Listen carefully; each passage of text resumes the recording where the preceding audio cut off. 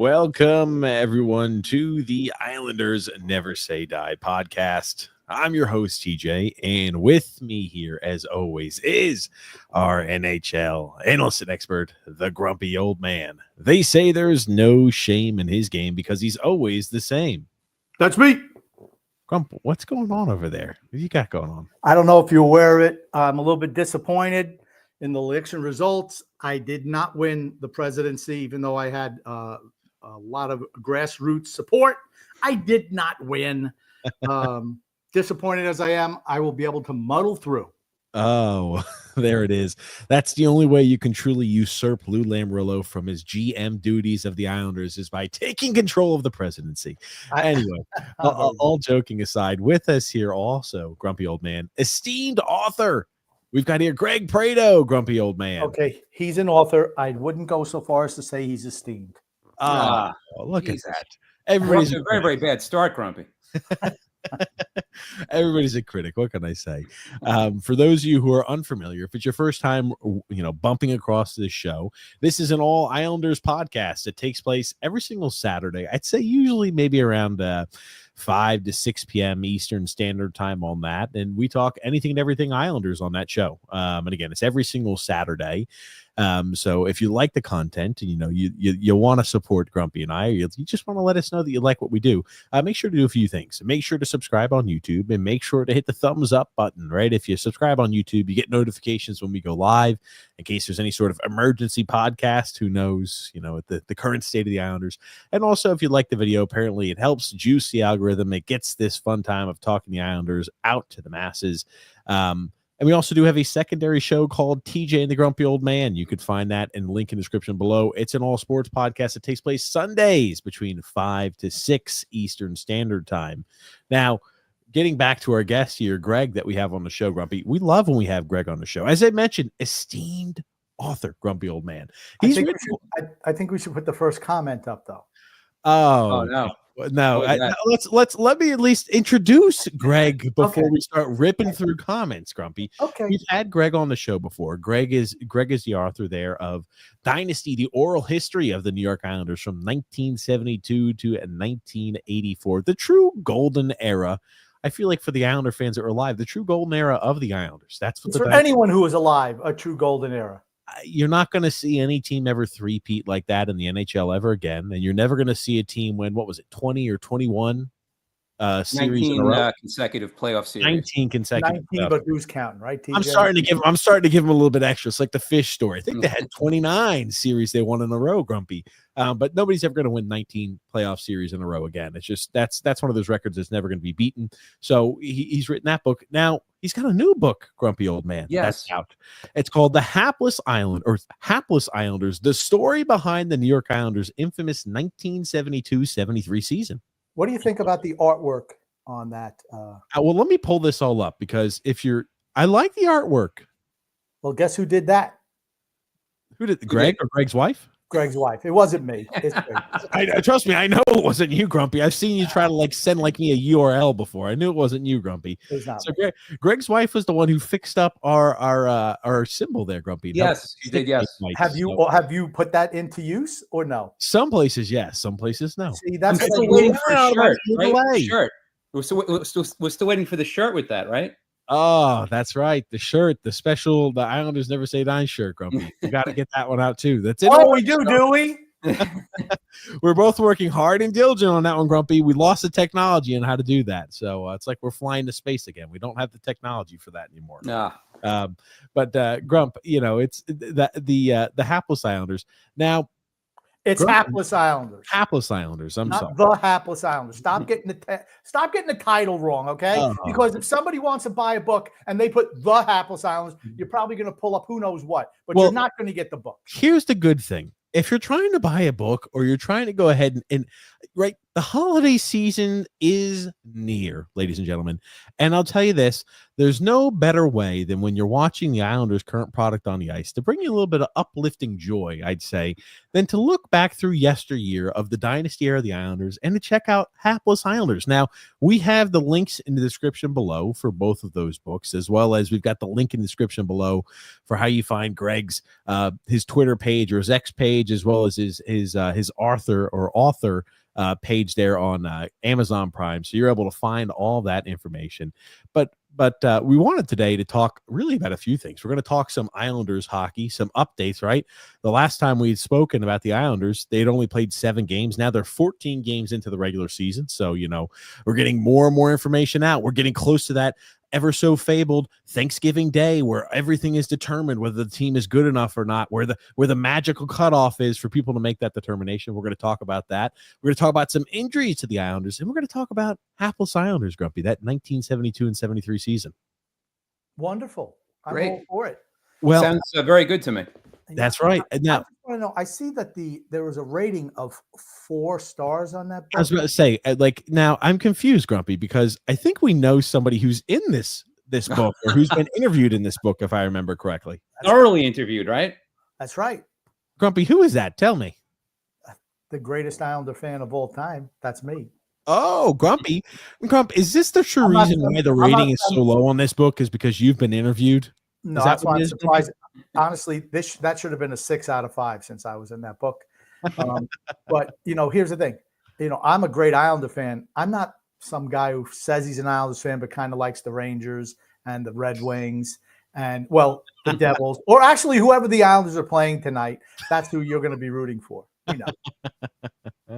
Oh man.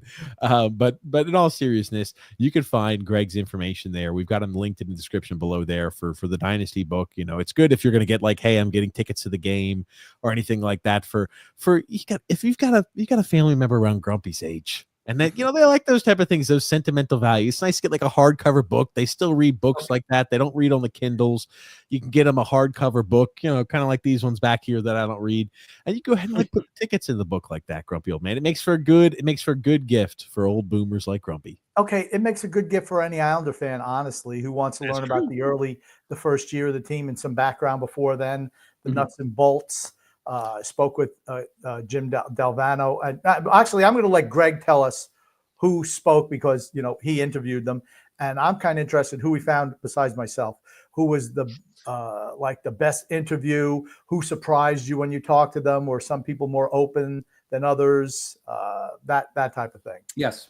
Well, I interviewed Terry Crisp, who I think is for the first time ever went on record talking about what it was like to play for the Islanders that first year, because he's best known as a broadcaster. He also is a coach who won a Stanley Cup with the Flames, I believe, in 1989. But he's probably also known for being part of the Broad Street Bullies, the Philadelphia Flyers.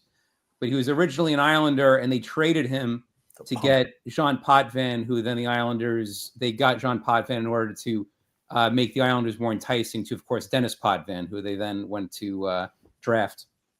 But I think it's the first time that Terry Crisp was ever interviewed about what it was like to be an Islander that first year, and he had some very good things to say. I interviewed Lorne Henning again. I interviewed him for the Dynasty book, but he was kind enough to be interviewed for this book. He had some very good things to say as well.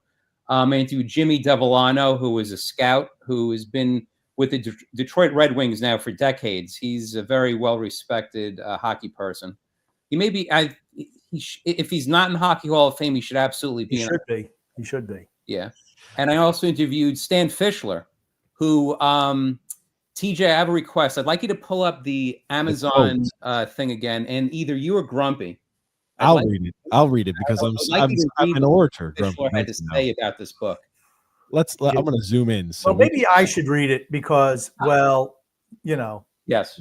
What is that supposed to mean, Grumpy? You don't think I can produce a good soundbite? Anyone who listens to the show knows why I should read it.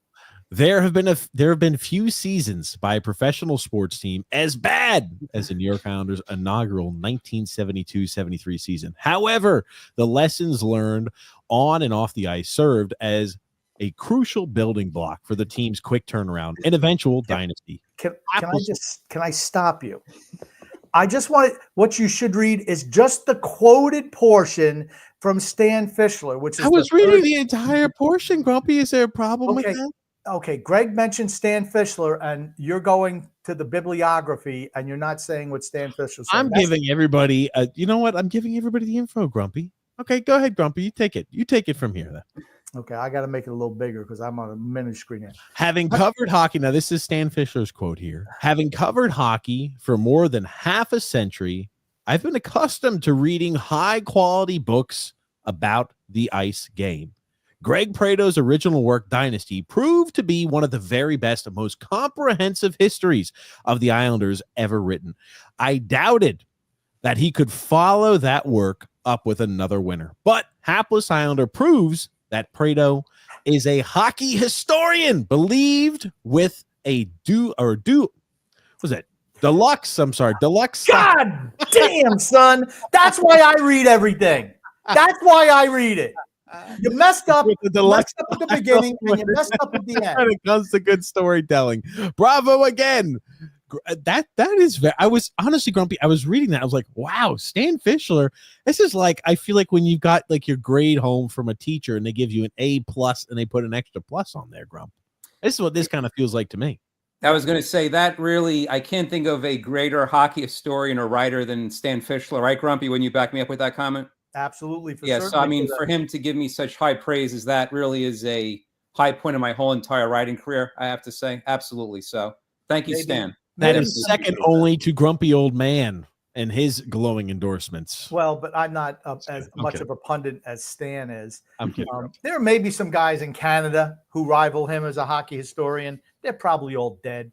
But you know, Stan is still alive, and he's the greatest that's alive today. So, for sure. And also, I have to say, I interviewed, like I said, Stan very extensively for this book. He is as smart and witty as ever. I'm telling you, like he was pulling out facts that I had no idea about. He's still very sharp. So you have to give Stan credit that he's still such a great writer and also historian with hockey. Absolutely. And like I said, I like the way Greg writes books.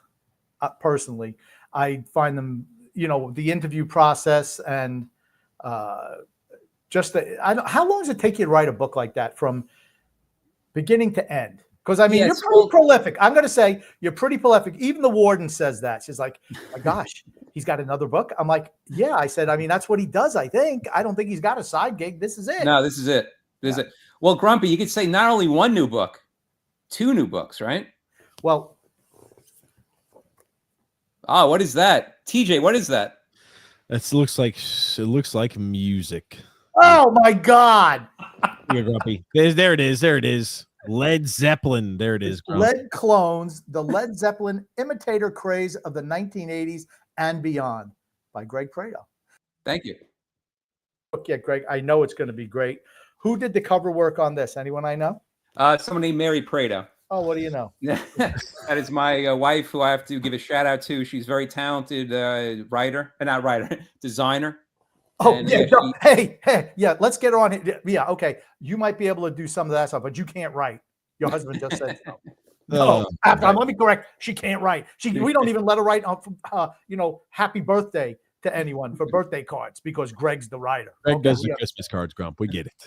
But now, Grumpy was just talking about something. Now, I haven't asked you, Grumpy, what you exactly thought of the book. I haven't gotten your feedback. What do you think of the Hapless Islanders book? I love it. I mean, it brought back so many memories for me, a flood of memories. And we were talking before the show, you kind of fall in love with sports, at least I feel. But you're 10, 11 years old, maybe 12, except for summer, maybe 27 or 28. But, usually at a young age. And that's why it's so vivid in your memory. It's the first time you see those things and you just have those flood of memories. And that all came back to me, just from Greg, there was, he's talking about the price of gas at the time or the price of eggs. And, I always tell people, I remember gas being that cheap. And, now you look at it, well, it's not that anymore. But just those type of memories, things, and, where certain things that I'm reading in the book, I'm like, yeah, gosh, I remember that. And you have the memory, this is where I was when I heard that or I saw something. It just, like I said, I love your writing style. That's Thank the biggest thing. The way that Greg kind of intertwines all people's memories about, and I'm going to say in this particular book, and as well as the Dynasty book, of certain time frames of the Islanders, and I think that's his true gift, because I mean he doesn't know anything. He's got to go to everybody on the outside to give him the information, but he is able to cull it together in a really a great style. Like I said, I'm a real, I love the Dynasty book. We've talked about that numerous times. This book is great too, just particularly for the first year, finding out how shoddy the Islanders' offices were, and who the first hire was. It just, I really, like I said, I just love Greg's style. And always, when you're relying on people's memories like that, it's almost better than doing a whole lot of research on your own, because they bring a certain flavor to it, with more of a personal touch, which I appreciate. So, Greg, once again, two big thumbs up. So. Thank you, Grumpy. I appreciate that. Yeah, because this book is different from Dynasty, because Dynasty was what's called a oral history, which is just a bunch of quotes. Yep. This one actually had a narrative through the whole thing, and it's more of a traditional book setup. And I will get you that book review out, Greg. Thank you. I will. I appreciate that. I will. And then also, Grumpy, if you want to share, wasn't the warden very impressed or taken aback with how long the whole entire interview was that I conducted with you? She's like, how long did? Yeah, she couldn't believe that I spoke to you for that length of time. It wasn't that long. What was it, like an hour and a half, maybe? Yeah, something like that. About an hour, hour and a half. Something yeah, like that. I mean, it wasn't long. She's like, well, she doesn't. She hates sports. No. So for her, I mean, she only liked watching her kids play. Other than that, nothing. Like the warden made her high school basketball team, and she quit before she was a starter, and she quit just before the first game. I don't know why. And she's like, well, I didn't know what to do. I'm like, well, you were doing something right. They made you freaking starter. Right. You put the ball in the hole, and she quits. But Grumpy, to actually answer a question you had earlier, how long it takes for me to write these books. This one I started, this one was pretty quick. I started probably April or May, if you could believe that. Wow. What happened was I was in contact with, I talk about this a little bit in the book. Stan Fischler emailed me out of the blue. He just discovered the Dynasty book. I interviewed him for the Dynasty book, and I could have sworn I sent him a copy, but I guess I didn't, and he didn't know about it. And it was about a year or a few months back, he finally got it. And he just reached out to just say how much he liked it. So we were talking a little bit back and forth, talking about the current Islanders and stuff like that. And there was a quote in the Dynasty book by Billy Harris, who was the Islanders' first ever #1 pick. And in the Dynasty book, he said that he could have written a book just about that first season. And that always stuck out with me. And I just kind of stored it in the back of my mind. And then I was going back and forth with Stan. And I was like, Stan, I have a question. There's this book idea I have. And I told him about that, about doing a book about the first year. And I talk about it. He says, oh, absolutely. That's a great idea. You got to do it. So I just did it, just put all my ducks in a row. And just, you were the first person I interviewed, Grumpy Old Man. What do you think? Really? Wow. Was it April that we spoke? It wasn't April. You know what? I could actually, yeah, I'll be honest. Maybe you weren't the first person I spoke to. I'm just You're right in the middle, Grumpy, completely nondescript. But seriously, I'm trying to think, gosh, when did we speak? Okay, wait, I actually have right here. It was Tuesday, July 9th, 2024 that I interviewed Grumpy Old Man. I thought it was a little bit late, but I mean, still, if you think about it, man, that's a lot. I mean, I just figure, you write, you just kind of lay around, get writer's block. Right. Not when Mary Prato's around the house. She's like, let's go, buddy. Get cracking with that next book. So, I guess I stand corrected. It was not April or May. I guess I started around June, July, I guess is when I started. Yeah, because I thought it was really quick. It was quick. Yeah, I don't know. I mean, I guess I have a gift. What's funny is I used to always say, I didn't know I was going to be a writer in college. I didn't take any journalism courses, and I kind of regret that. But I mentioned it to my mother once, and she said, no, it's actually better that you did not take any journalism courses, because the professor would have made you more like a writer with what they are, or even following rules and stuff like that. So it's good that I just developed my own style. And just think, if I didn't, I wouldn't know TJ and also the Grumpy Old Man if I didn't. See, there you go. That's right, Grump. See, your mother, moms always know best. They know. Now, what are you working on something now, or are you taking a little bit of a break? He's probably taking a little bit of a break because I almost passed out doing 2 books at the same time. That and also the Lead Clones book, which maybe we'll talk a little bit later. Maybe we'll talk about that later on. Maybe I have not read Lead Clones. I'm dying to. Okay. But like I said, I if it's anything like the other books I've read of yours, I'm going to be extremely pleased. So I figured Thank we you, were I going to get appreciate a second volume of the Jets' failures after this recent iteration. That's really what I thought he was going to be working on next, Grumpy. Yeah, no. well, Well, yeah, at least the Mets brought me a little bit of pleasure this season. it's funny because when TJ went to college, he didn't take any reading classes or anything like that, and you Hope can it tell. shows. It really shows. Oh man. Well, I do want to go ahead and talk a little bit about here what we've seen. Just put up the first comment, please. Okay, we'll put up the first comment. Here you go. Freedom Front Adventure Grumpy. I'll let you read this. Prato must have another book coming out. That's right, he does. Isaiah George is a real positive. Oh, see, I thought he was going to dump on you. He didn't. Okay. Isaiah George is a real positive. Stunned he's handling such big minutes so expertly at 20. I believe if he keeps it up, Pellet can be traded this season. So let's talk. Let's talk some what happened in the Islanders since we last talked. We already knew it before this time, before our last show. We were going to be missing Anthony Duclair for 4 to 6 weeks. Since our last podcast, we've had some additional injuries. Romanoff is out. We've got Mike Riley, who got his brain scrambled along the boards or hitting dice or something like that. Probably got a concussion. Then we had now Matt Barzal is out for, again, the identical time frame of 4 to 6 weeks. I don't know. I'm hearing a lot of the 4 to 6 weeks, and I kind of wonder if that's being honest and forthright, or maybe if there's a little bit of they're being a little disingenuous with the 4 to 6 weeks. I don't know. So we're missing Matt Barzal as well, Grumpy Old Man and Greg. And who else picked up an injury or a knock? I'm trying to remember. We've picked up a few injuries. Phil's facts. He's got a debilitating brain injury. Pellick is out injured, right? Pellick is injured now. That's right. Pellick is injured. Yeah. So we're missing Romanoff, Mike Riley, Adam Pellick, Matt Barzal, and Anthony Duclair. I mean, quite a few names, quite a few players. It is, but they were able to win the last 2 games, we have to point out. So I don't know. Yeah.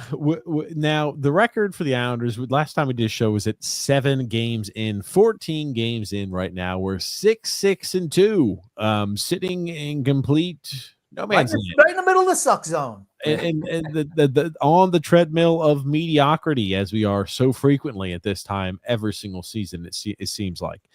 We did win the last 2 games, which, let's talk the goods first, because that's how we've been starting. Let's talk the goods from what we've seen from the Islanders, and then let's talk some of the room for improvement. Grump, what have you seen that's been good over these last 7 games? Last 7 games or the last few games that you've noticed? Okay. I think now I did not watch Thursday's game. We beat Ottawa. Did not. So I'm just going to talk basically about the Pittsburgh game. I didn't think we deserved to beat Pittsburgh. But Pittsburgh's a bad team. Yeah. And let's give credit to the Islanders. They came back in that game. I mean, Pittsburgh, dumb penalty, a bad clearing attempt, lead to goals. But you know what? They haven't quit. Never say die. That's what it is with the New York Islanders, right? Right in the podcast name. Right. So, I mean, and I've been really pleased with the play of Isaiah George first. That's only a couple of games. So, I read that first comment. It's like, oh, we can trade Pellick now because the guy's had 2 good games. I'm not putting Isaiah George down. He's still really – he seems diminutive out there. He seems really small. He's still a boy yet. He's 20 years old. He's what, 5'11", 5'10", and they say he weighs 200 pounds. He does not weigh 200 pounds. He's listed at 6 foot 6'1" in different sites and 200 and something pounds. And I'm like, he's not. He looks like he's about 5'11", I'd say, and he looks about like $180, $190. He looks small. That's fine. Right now, he's not that big, but he's a modern NHL defenseman, and he has improved dramatically from last year and even from the preseason.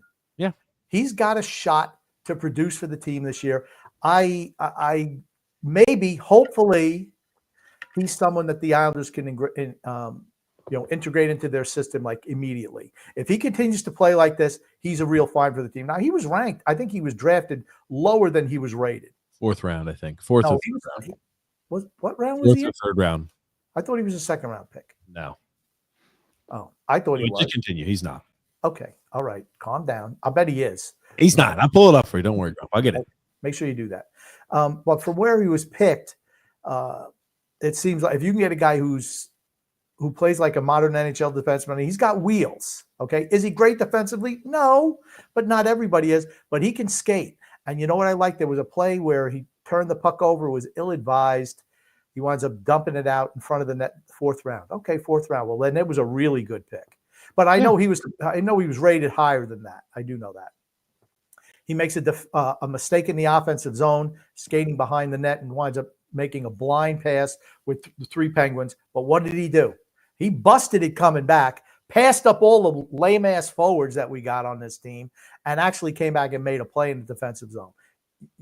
I like that from a guy like that. He's not a guy, well, I'm just going to play offense. I'm just going to float back or drift back. That's not what he did on that play. And if this kid can step up, that's a real plus for us going forward, because I'm in blow the whole team up mode right now. Absolutely. Well, so we're talking. We'll get to some of the area, but so Isaiah George in his 2 games is a positive point for you. Who else has been a positive, Grump? Because I don't want to hear what Greg's seen. What Greg has seen that's been room for positivity, Grump. I think Patrick Waugh has done a nice job knowing what he has available, kind of altered the system a little bit, and they seem structurally better, a little bit better in the defensive zone than we saw the first couple of weeks of the season. So that's a positive. When you don't have a bona fide number 1 line, it's tough to score a lot of goals. Are you saying that a line of Anders Lee, Bo Horvat, and Kyle Palmieri is not a bona fide number 1 line, Grump? Well, Palmieri's playing with Nelson still, is he not? No, I think they've jumbled up the lines the last 2 games. I'll pull it up. They switched it up. They've done a little bit of switching. Not the Pittsburgh game. So they did that. And Alex, I didn't watch. Okay, so I didn't watch Ottawa. Didn't watch Ottawa. Yeah. Okay. Well, you know what? I would just leave it the way it was. I mean, Palmieri's been the best. I mean, Palmieri's, maybe with the exception of Sorokin. By the way, the Pittsburgh game was Sorokin win. Those are 2 Sorokin points, by the way. Absolutely 2 Sorokin points right there. I'm sorry. It's Lee, Horvat, and Pajot. Okay. And the second line is still, they still got Siplikov. I'm always in the penalty box. Siplikov, Brock Nelson, and Palmieri. They still have not broken up the second line, but they mixed up the third and the first line a little bit. I mean, I don't think anyone can argue that Palmieri's probably, with the exception of Sorokin, that Palmieri's been the best Islander this year. So yes. I mean, I was going to say, I think also Pajot has been playing better this year. Well, and being in a different role helps him too. Yeah. Playing on that first line. Mm-hmm. Anders Lee, well, I don't like him on the first line because guess what? He don't seem to play as hard when he's on the first line. I'd say that certain guys have benefited absolutely from Patrick Waugh and his style. I think guys like Palmieri have. I think guys like Lee have. I think guys like Pajot have. And other guys have struggled. We'll talk about those struggles. Now, Greg, I kind of want to hear from you. What have you seen that's positive before we start getting into room for improvements? Well, I definitely enjoyed the furious 3rd period comeback against the Penguins because I thought that game was totally over, and I was happy to see them come back and win. But like Grumpy said, I think that's because the Penguins are just very bad, right? I don't really watch those many Penguins games, but I'd imagine that's more than the Islanders being good is that the Penguins stink. Yep. But still, I was very happy to see that. And then Sorokin being back, it looks like he's finally back. Last year, he was still good last year, but not as stellar, I thought, as 2 years ago when he was I thought the best goalie in all of hockey. So it's good to see him back again, that he's strong again. And then I just mentioned Pajot, I think, looks much improved. The announcers the other night said that he was supposedly playing through injuries the last season, and this season he's finally back to full strength. So I think that may be why we suddenly have a good-looking JG Pajot again. Huh. Well, I tell you that could definitely be room for good. It sounds good at least. Room for improvement on his play this year compared to last. I think that when we're talking about positives, as we mentioned, Sorokin is again the bona fide goalie you want on the B. He's a top 5 goalie in the NHL. Looks spectacular out there on the ice, like we've seen 2 years ago, like we saw at the beginning of last year. Just across the board, he looks great. The other item I'd say that is a positive, I did like Isaiah George. Only been 2 games. I'll preface it like that. He's a guy who's he's very, very nimble on his feet. He moves well. He's got good change of direction. He's small. He's an offensive defenseman is the way it looks, but I'm happy with what I saw from him in a very limited 2-game sample size. other areas for, or at least for positivity, we thinking about how many guys we're missing. We're missing Riley, Pellick, Romanoff, Matt Barzal, and Anthony Duclair. And, the record is not terrible. We're missing 5 guys who are starters, and the record's not terrible over that time period. So I'd say those really are the positives. Even though I think we were outplayed for 40-plus minutes against Pittsburgh, we came away with a victory. They took a dumb penalty for the knee-on-knee against Dobson, sent him to the box. We got the power play goal, and then we wound up scoring late, and we won an overtime or shootout. Well, I think it was shootout. And Sorokin was spectacular in shootout. Absolutely. Absolutely. Definitely. And I just want to jump in quick. I was looking the other day at Isles Misery Rated R, and they posted a thing that the Islanders' record when Barzal is injured, not playing, is supposedly they have a winning record. So I don't know if there's any kind of correlation or if it's just luck or what. But what do you guys think of that? There is a correlation. They hate Matt Barzal. Yeah, D-Cut doesn't like him. That's the only thing I could draw a conclusion on that for. Now, I will say that the team does. I did see the team has a better win-loss ratio. I would kind of compare this to like Tim Tebow, right? When he came in as the quarterback for the Broncos. Oh man, Tebow time. He's just winning games. They just keep on winning games.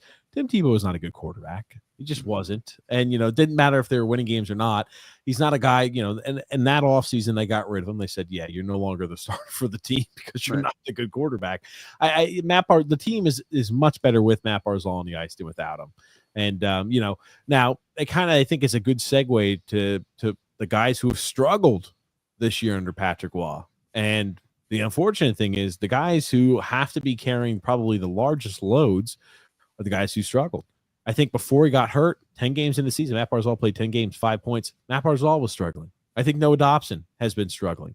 I think there's a lot of players out there that usually it would be like, oh, we're relying upon, Matt Barzal and Noah Dobson to carry a big bit of the weight. Both have been off to slow and sluggish starts. And really since Bo Horvat wasn't off to a good start until they went ahead just recently, the last few games. So, I think there's a lot of guys who are off to slow starts this year, and the injuries are that's going to mount. The team is what they are, though, right? I think this is one where I think we still make the postseason, as I've mentioned at the beginning of the season. I don't believe that changes, right? We can lose the next 3 games. I still think we make the postseason, but this is a team that just is going to get battered and clobbered in the first round of the playoffs, and that's what I'm concerned with. We're just. Do you think that someone else that's been struggling so far this season is also Son X? Yes. Yeah. He's been struggling. He's struggling to show up. The X-Files, Grumpy. We can go ahead and give a little X-Files update there. So you should have the X-Files music when we talk about the X-Files. Okay, I'll get that on the soundboard. That will be the second. I'm sure you will. You have all those keys on the soundboard, and all you know is clap, and I don't care about the team. I couldn't care less about that one right there, Grumpy? Okay, gotcha. Making sure. Yeah. But what have you guys seen as the big struggle point so far this year? 14 games in. Now this is a pretty good sample size. We're almost about what would you say? Almost about 20% of the way into the season. I mean, this is a pretty decent sample size. We're like 17% of the way through the season. This is a pretty good sample size, I'd say. We don't beat good teams. Now I was going to say, are the Devils as good as they're right now? They're at first in the division, right? Devils. No, they're behind. They're tied with Carolina, but they've played 16 games. Okay. So, I mean, they're kind of up and down. Like their last 10, they're 5-3-2.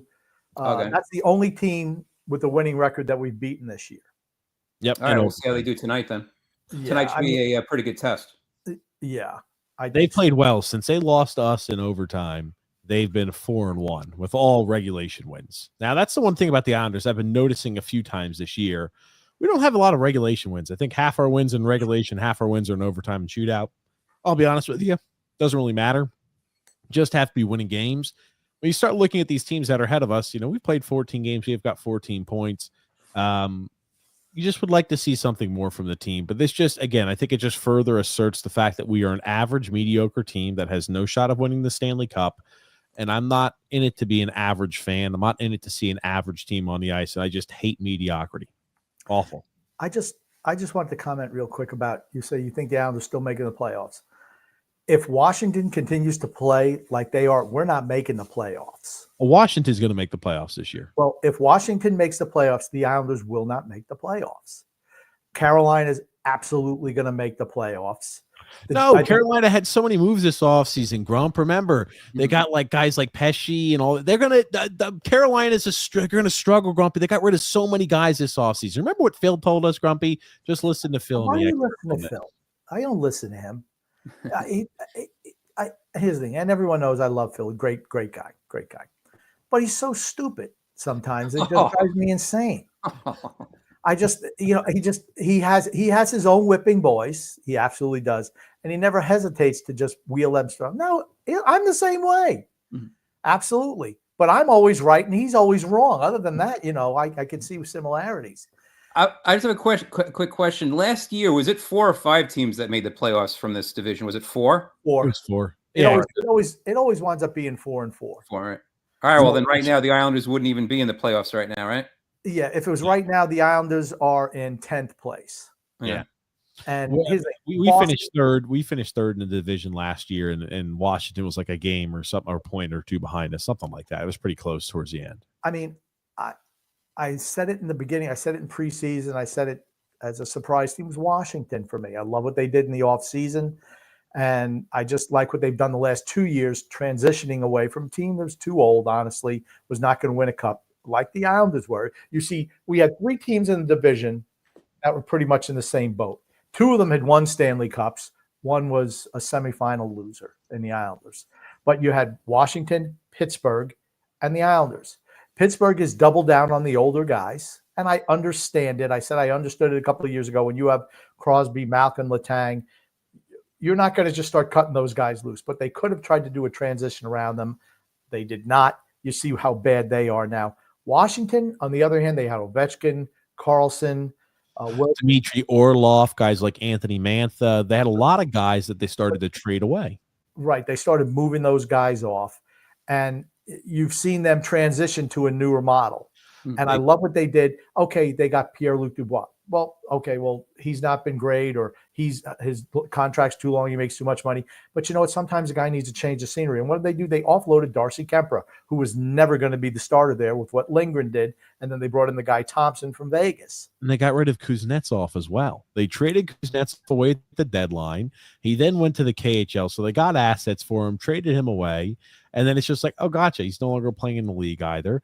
They went ahead, and he was always unhappy in Washington. He's just unhappy in U.S. is the way it looks. He's happier in Russia. That's why he went back to the KHL. But, like, they started systematically moving away their players on expiring deals.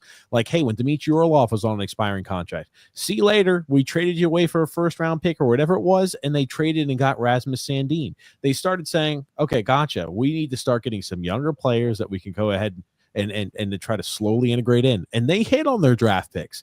In the 2019 draft class, they didn't draft Simon Holmstrom. They drafted one of the 3 amigos, Connor McMichael, who's over a point a game right now. So, like, those type of things there are the reason why, like, how were they able to go on right from one time they win a Stanley Cup, they start struggling, and then now they're competitive again?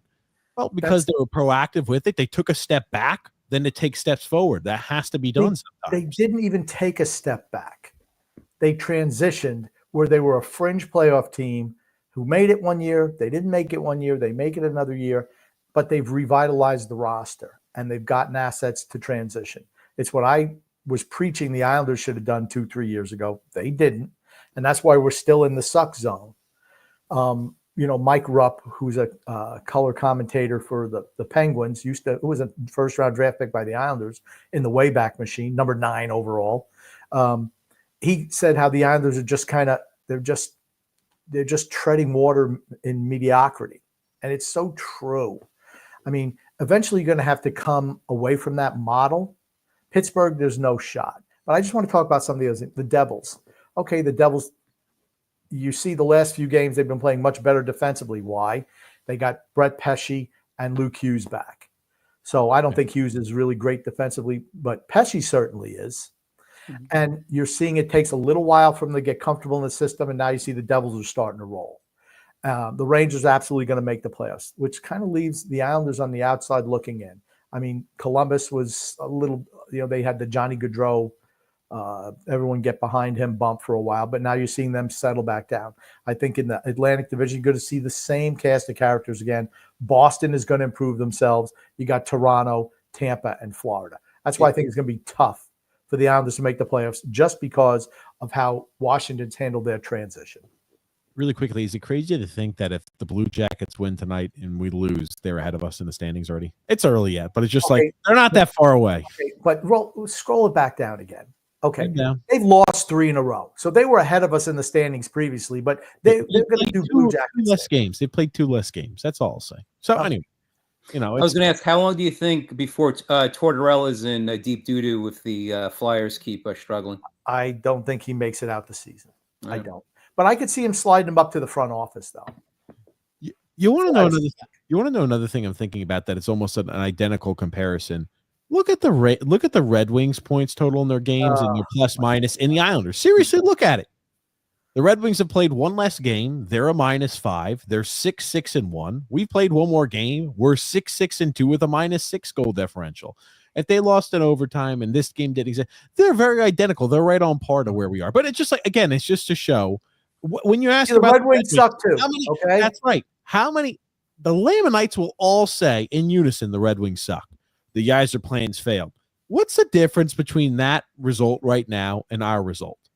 And again, making it and squeaking into the playoffs with 2 or 3 games remaining every year than to get beat in the first round and maybe to win 1 playoff game, that just isn't cutting it. It's not. I think fans are upset with that too. I think the Islanders are better than the Red Wings. I think their defense is terrible. I know we beat them 1-0. They beat us 1-0. Yeah, I'm sorry. That's right. They beat us 1-0, but that's a game that honestly the Islanders they deserve to win that game. We play them twice here again coming up soon. Well, I guess we're going to find out. Yeah, especially when the Red Wings beat us twice more, Grump. And the Yzer plan comes through fruition. I was going to ask too. I don't think we discussed the abomination of a game that happened last Sunday where the Rangers beat the Islanders, and the first goal was a shorthanded goal. As soon as that happened, I knew that it wasn't going to be our day. That was the Rangers is better than we are. It was a bad turnover by Dobson. He picked it off, and he was picked off, and he said, "Great, they just buried it right down, and they scored." And it was like, "Oh, that's going to be the end of the game." Does any hockey team but the Islanders give up the most painful, backbreaking shorthanded goals? If you think about that, and we've talked about in the past the whole game-deciding goal in Game 7 of the Eastern Conference Finals against the Lightning. Josh Bailey, the shorthanded goal with the turnover from Josh Bailey. Lazy, but supposedly the other team had too many men on the ice, right? Isn't that? But again, losers lose, and also winners find a way to win, right? That's right. That's the whole thing. When you're a loser team, you find ways to lose. When you're a winner, you find ways to win. You never really heard the Tom Brady Patriots ever come. Well, I mean, probably you did, but they always found a way to win, is what I'm saying. And when they lost, hey, we got beat by a better team, or we need to do this better. You don't hear that from the Islanders. Right. It's like the same thing with the Chiefs. The Chiefs are really good right now. They know how to win. That's my point. They get some questionable calls, but guess what? Everybody's all up in arms and they're upset. Did they get some questionable calls? Sure, but every team gets some questionable calls. The reason people are upset is because they're winning all the time, and they find ways to squeak out these very close games and win always right at the end. That's what good teams do. And I'm not a Chiefs fan, but that's what happens. That's right. There's a certain. They often say, look at college football. Georgia could never beat Alabama for years and years and years. Something would happen right at the end where they would wind up imploding or just not executing a play, and they wind up losing. All of a sudden, they get over the Alabama hump, and now they're the team that is really difficult to knock off because I think you have to learn how to win if you kind of understand what I mean. And losing teaches you how to win. Yeah. And I think you see that. And right now, the Islanders, and another positive for the Islanders, okay, we've come back in a couple of games. Yes. And we haven't blown third period leads. It came close against Ottawa. They came close, but they found a way to win that game in regulation. Yeah. Well, that's another thing too that I'll add is the negatives. Siplikov has had 7 minor penalties in 14 games this season. He's slow, and he doesn't even have quick feet. So he winds up standing still, he's stationary, and he reaches. He does it all the time. You can get away with that in Mother Russia, but not in the NHL. I have a funny feeling though that I think he's going to get better though as the season goes on, because I think he does have talent. Just he's probably going to have to adjust to things. Can't skate. Yeah. Can't skate. The issue is he can't skate. I mean, he was on the ice with Isaiah George, and he went. You thought that Siplikov was bolted to the ice the way he just flew past him. Maybe that's why he looked so fast. Siplikov was the other guy turning around coming. But I mean, Siplikov was he had like a 10-stride lead, and he winds up getting blown away before he even got to the blue line. I mean, he's slow. He's slow. And I'm not saying he sucks, because I think he's got good hands. I think he's got good hockey sense. But, man, the penalties he takes, I don't even want to say lazy penalties. I don't want to say he's lazy. Penalties for not moving your feet. Yeah, or his inability to move his feet. Some guys just have heavy feet, and it's harder for them. I think that's what his issue is. He's got heavy feet. When you're a bigger guy, it takes a little bit longer for you to get the engine rolling. Yeah, TJ, I was going to ask too. Did you have on your list of things to discuss Brent Sutter being announced that he's going to be in the Islanders Hall of Fame? Yes, I don't know if you saw that, Grumpy. That was that on Friday? They announced it on Thursday. Yeah, on Friday they announced Brent Sutter's Hall of Fame, Grump. Former captain. Okay. So Hall of Fame, were they retiring his jersey? Tell me. I don't think so, no. It just, his name is on a list of Islander Hall of Fame. 100% behind it. But now, I've said it, I think, on an earlier appearance. I totally agree that Brent Sutter belongs, but what about Chico Resch? Where's he? Absolutely, you should be. What about also Pat LaFontaine? Where there's other players that should definitely be on there too, is all I'm saying. Why not? Throw everybody in there. It's not like you're going to have anybody from this era in the Hall of Fame. What will it take for them to also put? We're running out of wall space, Grumpy, as you can see. I don't know. We don't have but maybe one more or two more spots for Hall of Famers, Grumpy, and then we're just going to be done with it, Grump. We're going to have to go to a third row. So we're limited. We got to be careful with how many people we're electing into the Islanders Hall of Fame now. But now, what are the chances of making room for also the grumpy old man at some point? I should be over the top, on the masthead. Wait, Grumpy, show us that little thing that you held up before. Maybe they could just put that the sign that you had. They'll superimpose that on top, Grump. Yeah, you know what? Hold on. Let's make this. Hold on, Grumpy. Let's make that. Boom. Here you go. Back that up so we can see it there, Grumpy. Back up. Tom Brady for president. Look at that. Oh God. I don't know what you're doing right there. Are you doing some finger guns or something?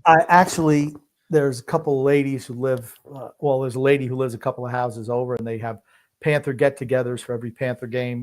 I think there's 4 or 5 of them. And they love me. They're older people. They love me. So they asked if I could take a picture of the group.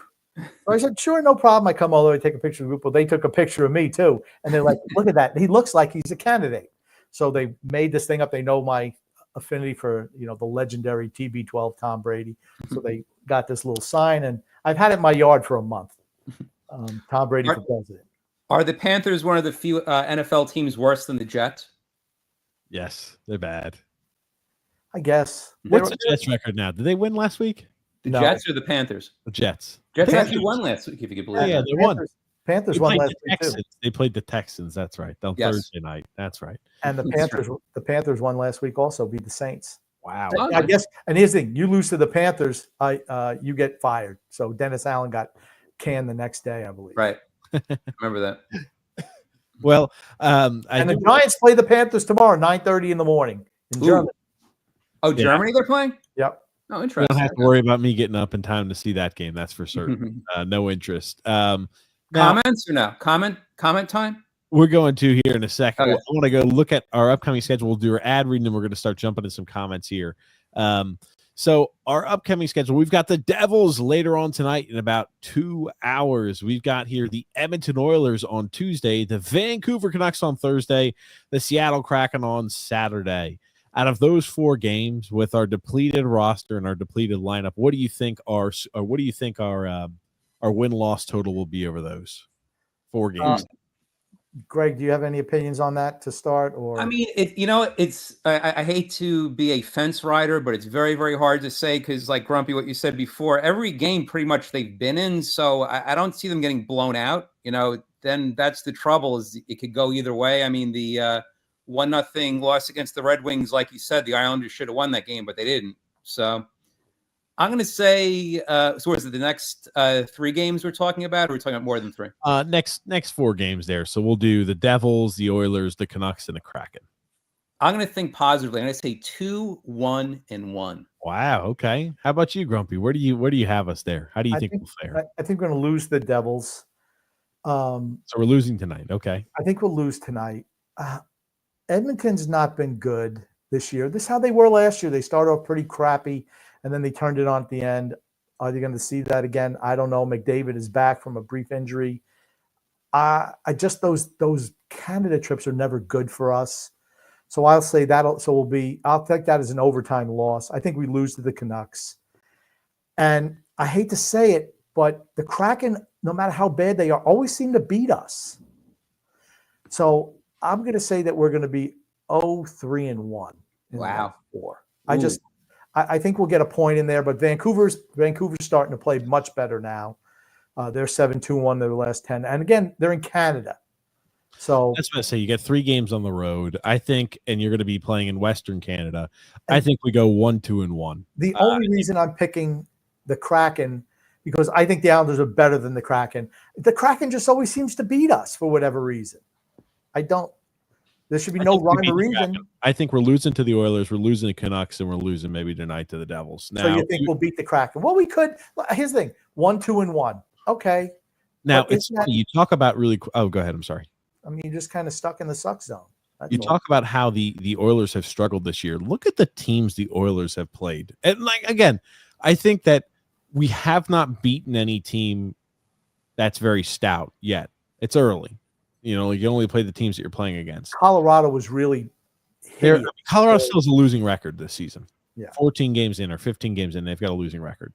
They lost to the Jets, the Oilers. They lost to the Blackhawks. Jets are really good. The Jets are the best record in hockey right now. They're really good. Now, they did this similar last year, I think, too. But the Jets are off to a good start. They lost to the Blackhawks. They lost to the Flames. They beat the Flyers, who are miserable. The Predators are the worst team in the NHL. They killed them. They lost to the Stars, who we also lost to. They lost to the Hurricanes. They killed the Penguins. They beat the Red Wings. They lost to the Blue Jackets. They beat the Predators again, pummeling on some crappy squads. They played some good teams, though, is more what I mean. And they're beating some good teams, too. And they've lost to some good teams.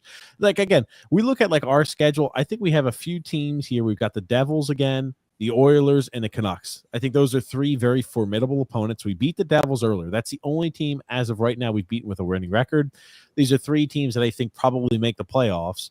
These are teams that you'd like to see us come away with some wins against. It is going to be tough, though. You're missing Pelech, Pulak, Riley, Duclair, and Barzal. I'm not an injury as an excuse guy, but you are missing some important pieces of the team.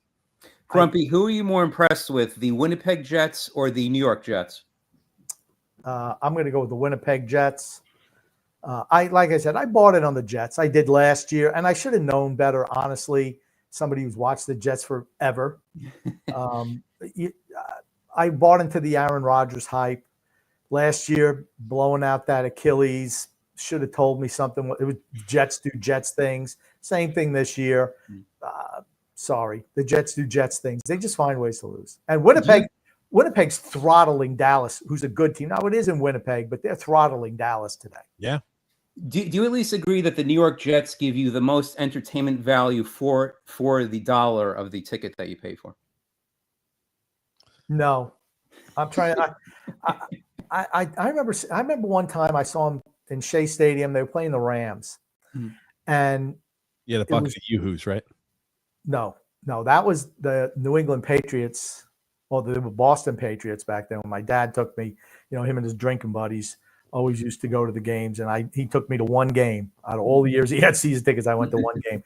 He gave me a 6-pack of Yoo-Hoo. He just left me down in the seats all by myself. Just so how times changed. I didn't see him the whole game. So you actually talk about that in this book right here, I believe. You actually tell that story. Yes, I did. You did. So that's another reason to get it. And Greg, if I say it wrong now, it's because, hey, maybe I got early onset dementia. But I didn't see him, and it was a game. The Jets wound up winning. They beat the hell out of Joe Kapp.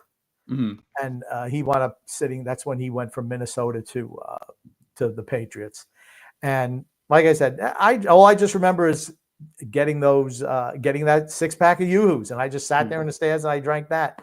Something else I should point out, that I'm wearing my $200 official Islanders jersey. I don't know if They anyone charged $200 for a jersey. $200, yes. And we shouldn't overlook at the $50 I had to pay for parking. No. Oh gosh, you got it at the stadium? Yeah, I think I may have told this story, but I think it's such a fascinating story. You're gonna absolutely love hearing it again. What happened was my friend and I went to a game 2 years ago. It was against the Tampa Bay Lightning that the Islanders won. It was the best seats I've ever had. I got these tickets as a Christmas gift. They were right by the ice, maybe like 5 rows back from the ice. It was the best seats I've ever had that I didn't know when you're so close to the ice, cold air is constantly blowing on you. So I just had a Islanders t-shirt with like a white long sleeve shirt underneath it, a windbreaker, and it was like freezing Arctic air was blowing constantly on my neck and my ears. So I just told my friend, we have to go and get something from the Islanders lab just to get a little warm. And I've always wanted to get a official Islanders jersey. So I figured if I'm ever going to get it, now is the time. So I did it. And Grumpy, you brought up a good point before we started that you wanted to know if I have any players' names on the back, right? Yes. I do not have any players' names on the back. I would have liked to have had Chico 1. Maybe perhaps one day I'll get that done because that'd be kind of cool to have. I know I'm a little bit older. To me, he was like the first Islander player. Maybe it was the mask, but it seemed like he was the most popular Islander. This is something you talk about in a book that was just released. You actually talk about it in the book. It's true you did. See, there you go. That's right. That's right. That's why you got to get it. That's why you have to get the book there. Holiday seasons are around. Holiday seasons around. There's nothing better than getting a nice like hardcover book like that. Okay, they're not. Is it a hardcover book? Or? Yes. I'm glad you brought this up. This book is available as paperback, hardcover, Kindle, and also audio version narrated by me. Well, I would have rather have the lovely Mary Prato doing that instead. Did you like? You ever listen to some of those? Like Jim Dale used to do the Harry Potter books, and we would travel, and I'd rent this one. They still had rent-a-book things, and I would get one of those, and we'd listen. Do you have different voices for the people, or just? I should have. Yeah, no. I should have done it. That would have been good. But now, Grumpy, did you ever think that you would ever be interviewed extensively for a book in your whole entire lifetime? Well, probably yes, but no. What if someone was working on a book about the history of Long Island? You know what? I don't think I know enough about the history of Long Island. I just knew my block. Okay. And it was almost like I might even mention it previously. I was going to say you talk about this in the book as well. Like the Wonder Years. Yes. Yeah. Like the Wonder Years. Yeah, because it's something that you brought up too. I just want to say one last thing about this book. It's true that I start off the book where I talk about 1972 and what was going on at the time. I try to set the stage. So even if you're not that big into Islanders history, at least you have a mental idea of what's going on, what was going on as far as movies, music, politics, things like that. Snapshot in time. Yep.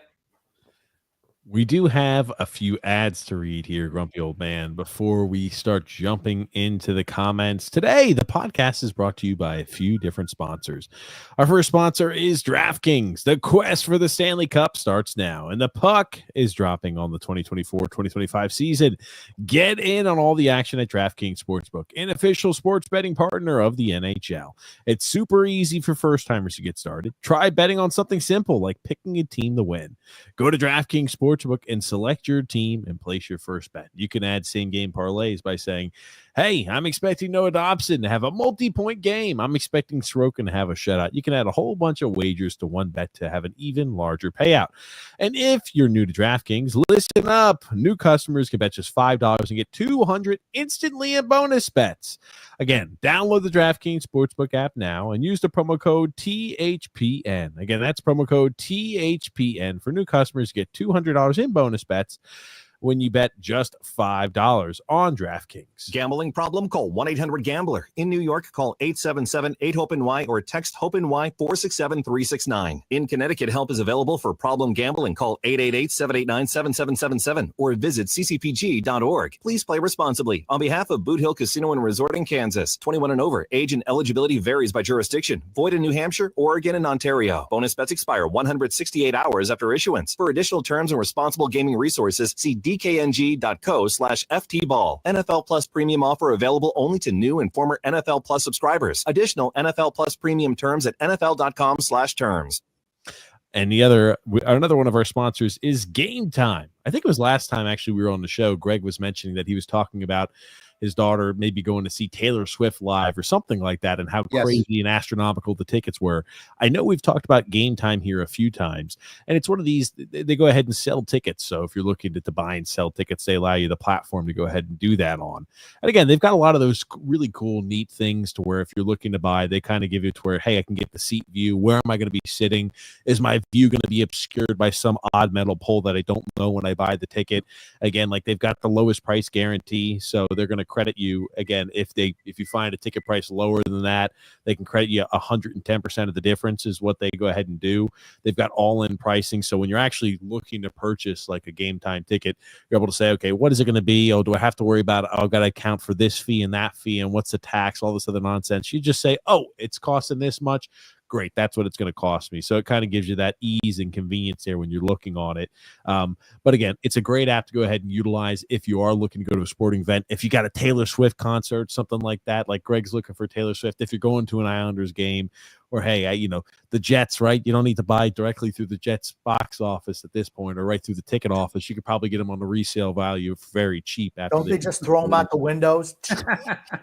Well, if you're not lucky enough to grab one of the ones that they're throwing out the windows, grumpy old man, you've got to check out Game Time. And again, download the Game Time app, create an account, and use the promo code THPN for $20 off your first purchase. Again, terms apply, and create the account and renew the code or redeem the code THPN for $20 off. Download Game Time today. What time is it, Grump? It's game time. That's right. It's game time. And Grump, we do have one more ad to read today. Whoa. Now, what ad do I feel like we always read around the Christmas time in the holiday season, Grumpy? What is it? I don't know. Raycon, Grumpy. Raycon, not Raycon. Raycon's back again. And I tell you, Raycon. It's funny. Greg's on here. We're talking. It's the year's flown by. We're near here at almost Thanksgiving. Think about that. November the 9th, we're recording this show. And, if you're looking for holiday gifts for loved ones, I'll tell you this much, you're about to get into that Black Friday and Cyber Monday craze there where you can start getting amazing deals, right? But I'd say, except with Raycon, because, you could go ahead and get the amazing deal on the premium audio brand every single day of the year. So it's like you need to wait until, a Black Friday or Cyber Monday to go looking. So you could go ahead and get some of that shopping done that usually sits on your desk until the very end of the year. You can get it done a little bit early. But that doesn't mean that they're not having sales for Black Friday and Cyber Monday. They're far from it. They're actually doubling down on the amazing value by offering our viewers there and listening to the show 30% off site-wide. Well, that's actually pretty good. And again, it's a Black Friday and Cyber Monday deal that you're going to appreciate every day. It's Raycon's everyday earbuds, especially if you haven't checked out their latest model, which includes plenty of new features that make them even more of a must-have for any audio lover. For example, they've got a feature of 32-hour battery life and multi-point connectivity that lets you pair to 2 devices at once. I'm not even sure how that could work, but it does. And Raycon's everyday earbuds also come with active noise cancellation. It's a feature that is a must-have for long flights, or if you're at the gym and you don't want to be bothered, boop, just plop your little self and get the little noise cancellation. But one of that, that can be difficult to find at an accessible price point until now, because that's another thing, right? Although Raycon's quality rivals some of the biggest names in premium audio brands, Raycon start at just half the price of the other guys. And they're already at an incredible deal, even before you factor in rent. That's right, their Black Friday / Cyber Monday offer that's up to 30% off site-wide. I tell you, that's pretty neat.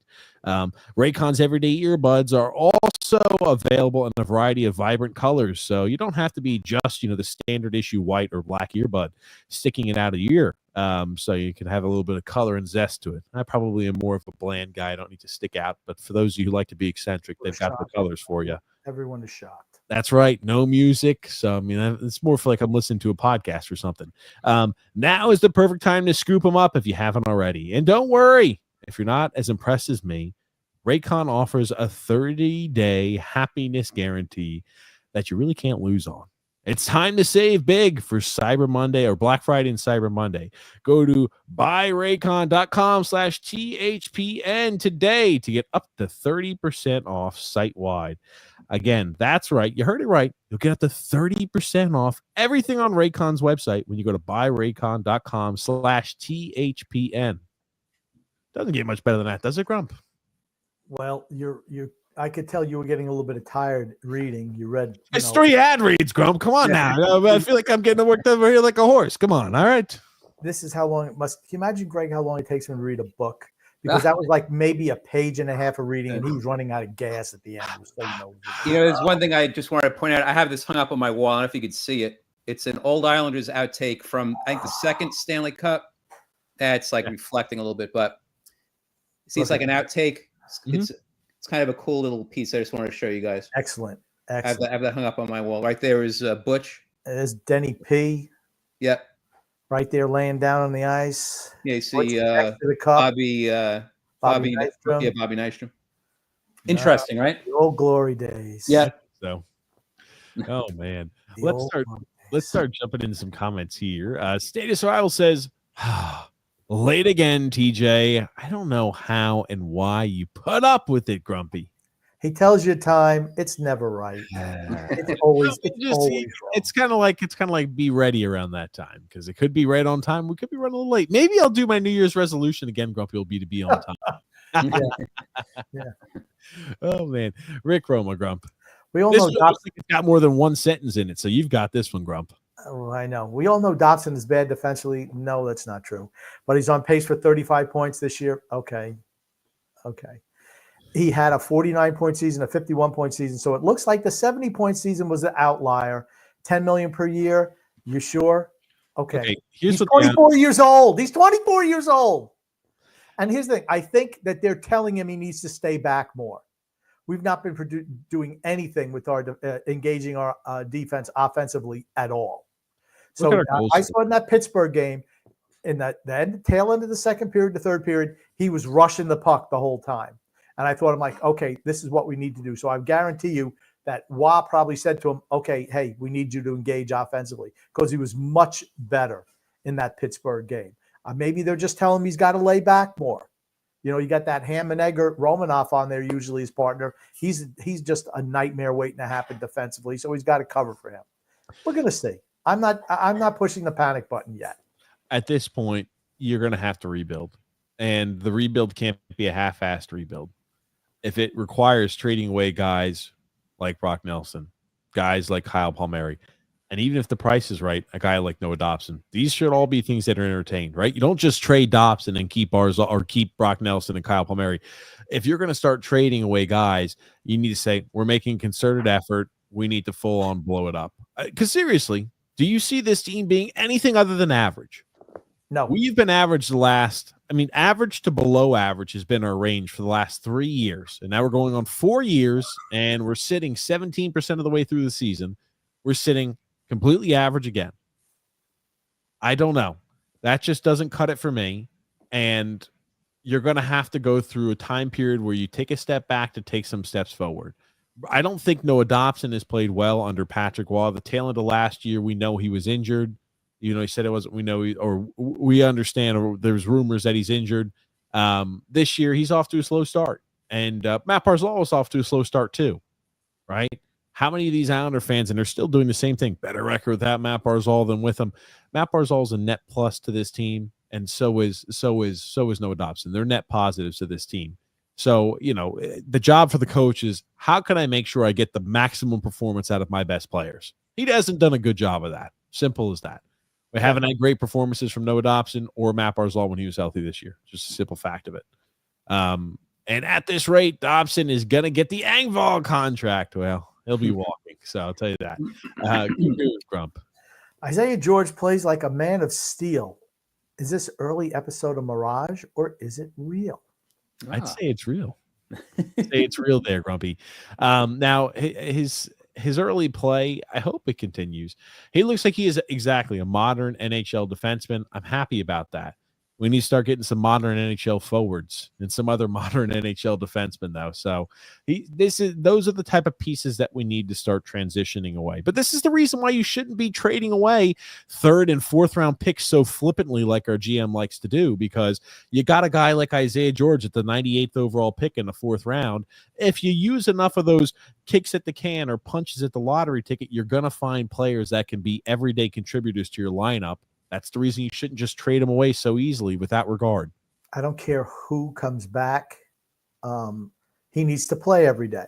Why? Because you want to see if he's part of the solution going forward. So far, like 2 games, so we got to pump the brakes. Teams are going to find out what he does and doesn't do well. They're going to find out, and then he's going to have to make an adjustment. But so far, I like what I've seen, and he should play every day because I want to know if he's part of the solution going forward or if he's not. So far, seems like he is, and that's what we're all hoping for. I agree. Gungun says here, have the Rangers declined? Should Phil's facts be fined? I know I'm going to hear from Phil tonight late. I know I will, and especially if the Islanders will. If they don't, I won't hear from him. If the Islanders win, yeah, you're going to call as soon as the game ends. Ring, ring, ring. Look at this, Grumpy. I told you the team is going to rebound. A 7-6-2 record. But the thing is, though, we're going to make the playoffs. I don't have an issue with our regular season. I think the likelihood of we making the playoffs is much higher than not at this point. Still, I don't care if we lose 3 games in a row. I still think we're making the playoffs. What if we have to play Carolina in the first round? What happens? No, we're going to get beat in the first round of the playoffs. I don't care who we're playing in the first round of the playoffs. We're going to get killed in the first round of the playoffs, like we have the last few years. But TJ, from those 4 teams that are right now above the Islanders, which one of those is going to flip flop with the Islanders? See, that's my issue. Yeah, I don't know which one. Capitals or I don't know. I don't know, honestly. I think the Islanders will play better hockey and like towards the tail end. God, I could see us adding again at the deadline. I really could. As weird as that sounds, I could see us adding again at the deadline. I just can. How much longer does Lou have left? What is he, 82, 83 years old? Not I mean, like longer. He's like from his perspective. If I was 82 or 83 years old, I wouldn't really care about what the franchise looks like 10 or 15 years from now, because I probably won't be alive at 90, at 92 or 97. So hold on. What do you care about the team struggles then? You go. I couldn't care less about the team struggling. We're looking for. There you go. Thanks, Grumpy. That's all we got to get. X would be good here if he was. Look at how well he enunciates. Struggling. I mean, he actually gets all the syllables in there. Not struggling or struggling. I should have hired maybe him to do the audio version of the Hapless Islanders book. Absolutely. Only if he showed up drunk every time he was reading. Then we'd be down for it. I mean, think about it. And he was drunk and he did that. Right. Yeah, he's pretty good. Status Didn't slur his words at all. No, not at all.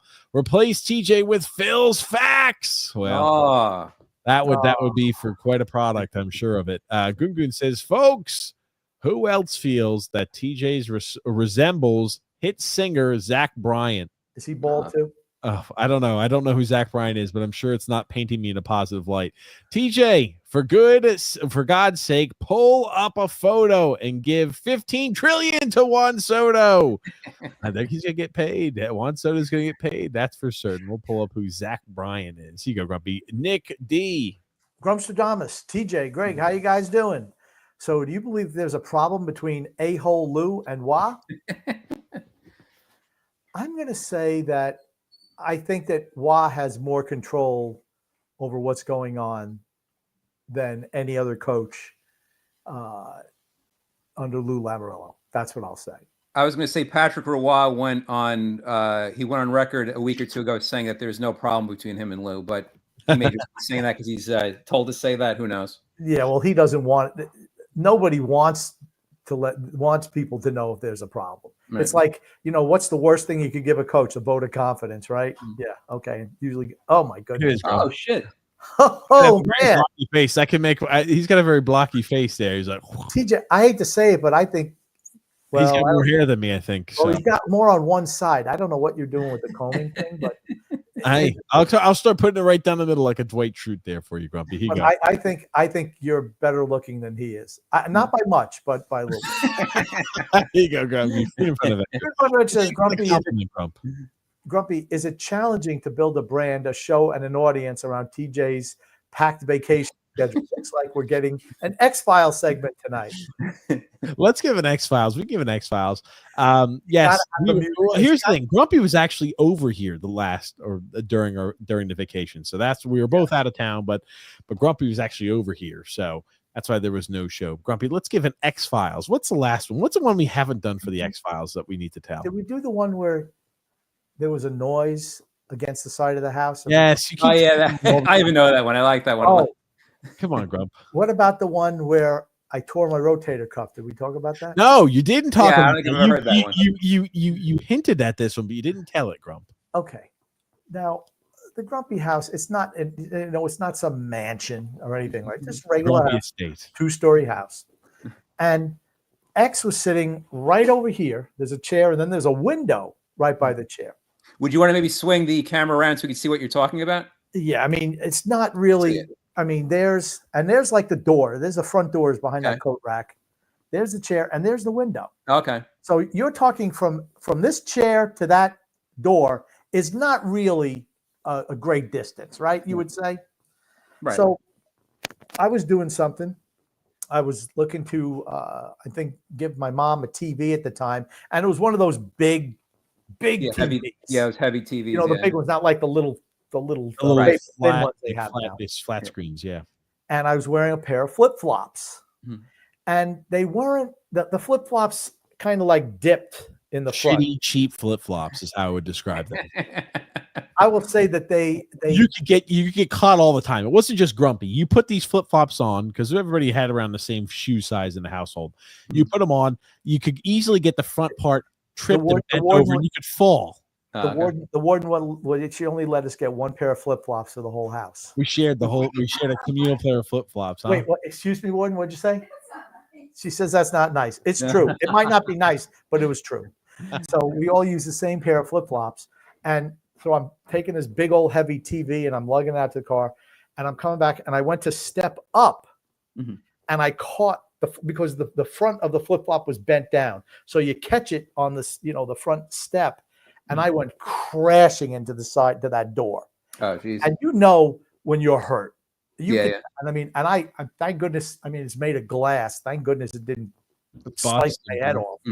Never would have had this show. But I mean, I hit that door hard. I mean, hard. And it was dark out, and I'm feeling around. Okay, you feel like you broke something. And I'm like, okay, no bone sticking through, none of that.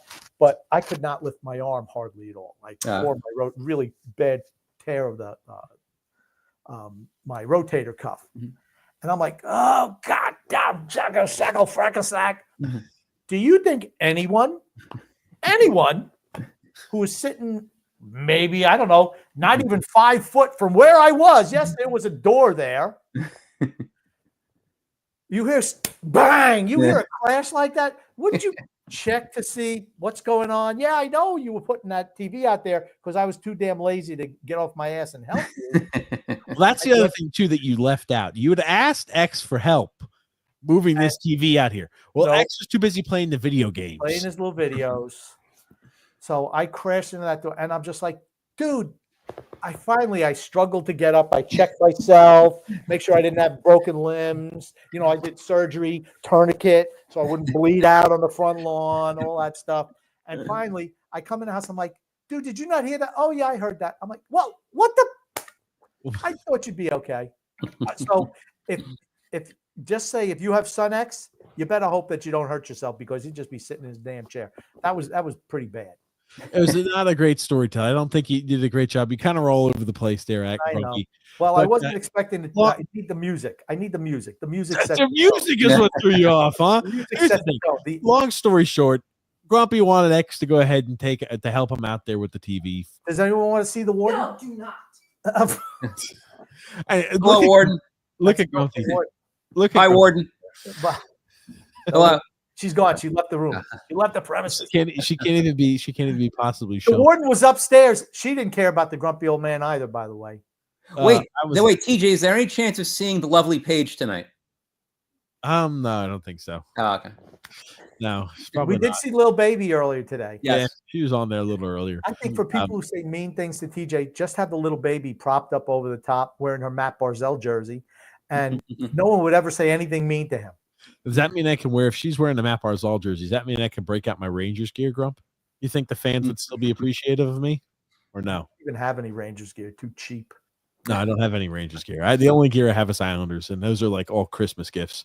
We got here a comment from Flex Crew. He says here, TJ, you won the argument when their response was, "You losers pay for Twitter." Yeah, I did. So I was mixing it up a little bit on social media, and some of the fans were upset. They were a little upset, Grumpy and Greg, that people could be a little unhappy that our team sits in the middle of nowhere, and fans are not happy about that. Oh, if you are rooting for our team to lose, you're a real fucking loser. Things like that. You're like, it's just like if you're just happy with the team sitting in the middle of no man's land, and that's what makes you happy, that sounds like you don't really have a winner's mentality. Simple. Those are the responses I was getting, like, oh, what a loser. You pay for Twitter. And I'm like, I don't know. I'm like, what is that supposed to mean? Right? Like, you're a loser because you have the ability to pay $80 a year for like Twitter. Like, is that supposed to be like, oh, you got me. Sorry. You got me. Just to let you know, is it $8 a month? That's $92. $88 a year. That's so like if you get it for a year, they give you a month free. Yeah, something. I don't know, like something like that. Anyway, whatever it was, they were using things like that. I was like, yeah, I thought the same thing, Flex Crew. It was like, as soon as I was getting those comments, I'm like, I don't even need to engage anymore because not worth my time, not worth my aggravation. And meanwhile, if you know anything about growing on social media, you pay the $8 for the benefits. Oh, well, there it is. The reason we got it and the Grump got it there on that side was to make sure that we could telecast the live stream again. It's the only reason we got the little blue check mark, so we could air everything on Twitter again. I mean, I have a Twitter account, but I don't use it as frequently as I should. Yeah, you're supposed I was going to say, Grumpy, how has your experience been so far on Twitter? Okay.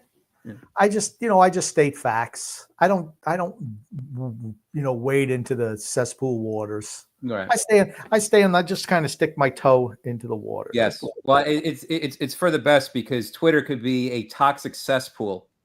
It turns very, very quick. Yeah, I don't. Like I said, I don't engage really. I just do fact-based things. It's fun sometimes to like bat at the hornet's nest. I do enjoy that every once in a while. And I can't be bothered because then there would have to be an interaction. No, I do a little bit, and it gets everybody so pissed off, and they'll hit me with like a million messages, and I'm just like, I'm no longer. I do it for like 30 minutes. I'm like, alrighty, I'm done for the day, and that's that. So I'm busy.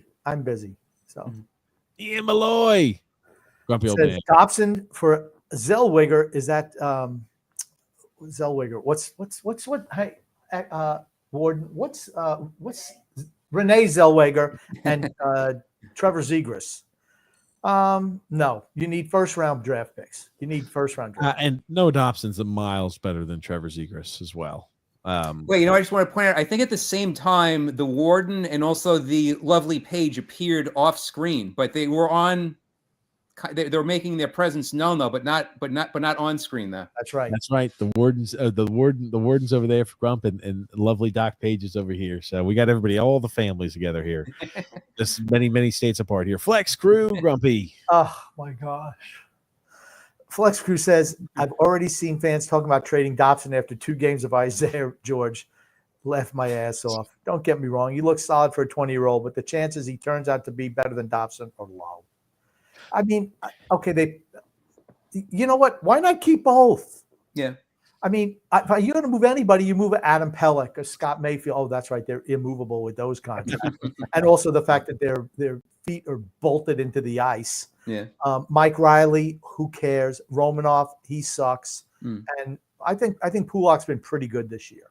One thing I'd say about Mayfield this year, he's not taking as many bad penalties so far from what I've seen. And he's been better. He's been better after I think he's been better too. Yeah, and I like Scott Mayfield. Yeah. But I mean, if you're asking me if I would trade Scott Mayfield or Noah Dobson, it's a no-brainer. Now you get more back for Dobson, but maybe his contract makes him untradeable. I'm at the point to where the unfortunate thing is we have so many of these players that are tied to these huge gargantuan contracts. For the length is more what I'm speaking about. We're going to have roster spots nailed into a guy in Bo Horvat who's going to be in his mid 30s in a few years, right? And then you're going to have a time period where you're going to have your contracts the same thing, mid to late 30s for guys like Pelech and Pulak and guys like Scott Mayfield. Those are all roster spots that are being absorbed with cap hits for guys that are, in a spot to where, what are you going to do? You're just going to like, oh, hey, we're going to healthy scratch them, or they're going to go ahead and go down to Bridgeport. They're going to be playing. That's why you gave them a 7-year deal. Unless you're saying, hey, we're just going to field a team of Engvalls down there. Multiple guys on multi-year deals down in Bridgeport. So it's just they're going to have to play. And it's like, oh, you're going to have a whole bunch of 34, 35, and 36-year-olds out there on the ice. That's not going to be a recipe for success. I mean, just think about it. Oh, everyone says it was such a great deal. They got lower AAV. I don't care about AAV. I care about term. Term is more important than money. Than the actual money, right? But if you look at those two guys, they're another 5 years after this one going to be taking up $6.5 million in salary, unless you can move them. I mean, I know the cap is going up, but you're talking about a bottom pairing defenseman and a bottom 6 winger. And probably, if he even makes the team, because Patrick Watt doesn't like him, the only reason he's up because of the injuries, he's a 4th liner. Yeah. He's a 4th liner. You're paying a 4th liner and a bottom pairing defenseman for another 5 years. They're imminently replaceable. Yeah, and that's the thing though, right? Like a guy like Horvat's always still going to have talent, but again, a guy of Bo Horvat at the age of 35 years old is not going to be the same as Bo Horvat now. These are the best returns you're getting for. Well, Anders Lee thankfully only has 1 year left on the contract in the deal, so like that's the only positive at this point. But a guy like Pelech, he's not going to get any better. He's on the downside, I think, from where he was at his peak as an all-star defensive defenseman. A guy like Pulak is not going to be getting better as he ages. That's what I mean. Like, that's what I mean. If you're going to have to restructure, the unfortunate thing is we signed so many guys that are average players to these multi-year deals. You can't just get rid of 6 and 7 year contracts by the snap of a finger, unfortunately. So, what if you go like this? Ba-ding! Maybe, like Genie. maybe if you do the sound effect, that's the only thing I can Greg, see. do you remember when Genie had a cold and the noise was a little bit different? Wait, what is that? Remember I Dream of Jeannie? Oh, yes. One time Jeannie, I can't do the sound, but she was sick and it was like, yeah. The sound was different and she was doing crazy things with her blink. I do remember that. Oh man. You're grumpy. Dick D says, Greg, is it infamous or infamous Islanders? According to El Guapo, it's infamous. I don't know. I'm not sure. Next. Why would you put that comment up there? I don't know. I thought it meant something. I'm sure we got a billion comments and you put up one like that. Grumpy. Next comment, Grump. Freedom Fun says, how would TJ know the feeling of getting an A or an A+? Did Doc Page tell you what it feels like? Yzerman and Jeffries are playing well. Prato is very well. Not just well, very well, Grump. Prato is a full-time writer. Must have a rich wife like TJ. Yep, I do. There you go. I'll say this here on at least the Yzerman Jeffries. I do think Jeffries should get. And his wife also dabbles in the photographic arts. Yes, Photoshop. It's true. I'll say I do think Jeffries though should be a guy who gets a call up. She did that. Just want to point that out. Yep, I do agree. Jeffries should get a call up though too. Yzerman many years away, but I'm a big fan of Jeffries getting a call up sometime soon. He's playing well in Bridgeport. He's also like 22, 23 years old. So he's not, even though it's his first full year in Bridgeport, he played 4 years in college. Doesn't Yzerman have to still finish college and then go through the minors and everything? He's got to play at least one more season this season, and then he can go to Bridgeport, or he could do it have to be 3 years? I don't know. I think it doesn't matter. He's not ready to come up and play. That much I know. Leah, I have a feeling that Leah somehow knows Greg. She may be a friend of my daughter. I'm not sure, though. Leo says, Greg Prato, the best author and my favorite. Oh, thank you, Leah. I appreciate that. No one ever says that. So I know it had to be someone he knows. Bruce Harper, not the Bruce Harper, number 42 from the Jets, says, maybe it is. I don't know.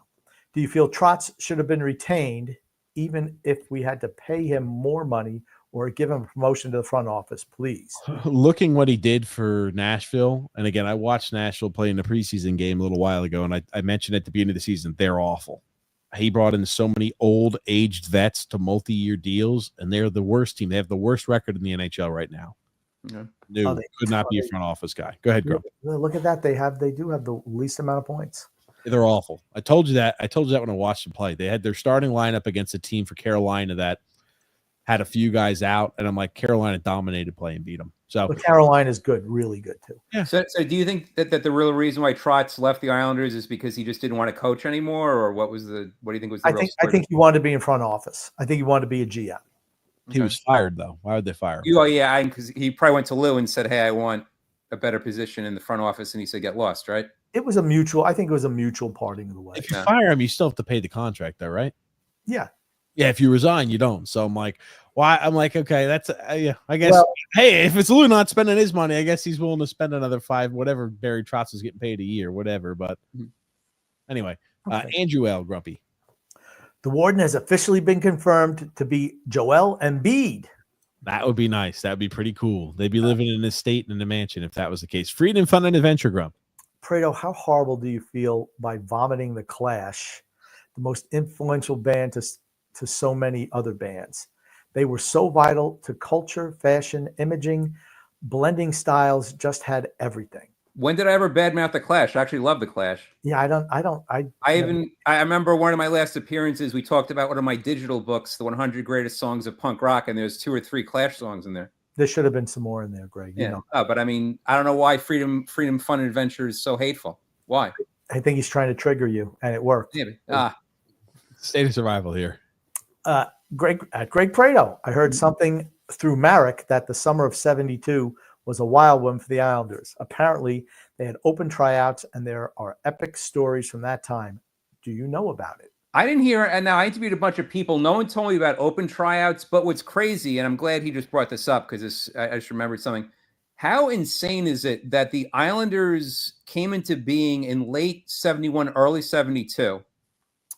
Bill Torrey was hired in early 72. The first game was in October 72. So they put together a whole entire roster, a whole entire front office. They even designed the logo within just a few months. That's insane when you think about it nowadays, to how long it takes NHL franchises to get up and running. And look at Utah. What's that? Look at Utah. They still don't even have a logo or a team name. Right.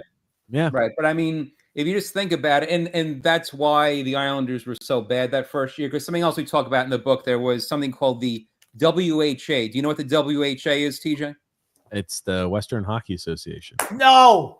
World Hockey Association. World Hockey Association. Because Gretzky used to play in the WHA. Yes, you're right. You're right. That's what I thought the World Hockey Association was coming Hockey. into being, and they were threatening to have a Long Island team.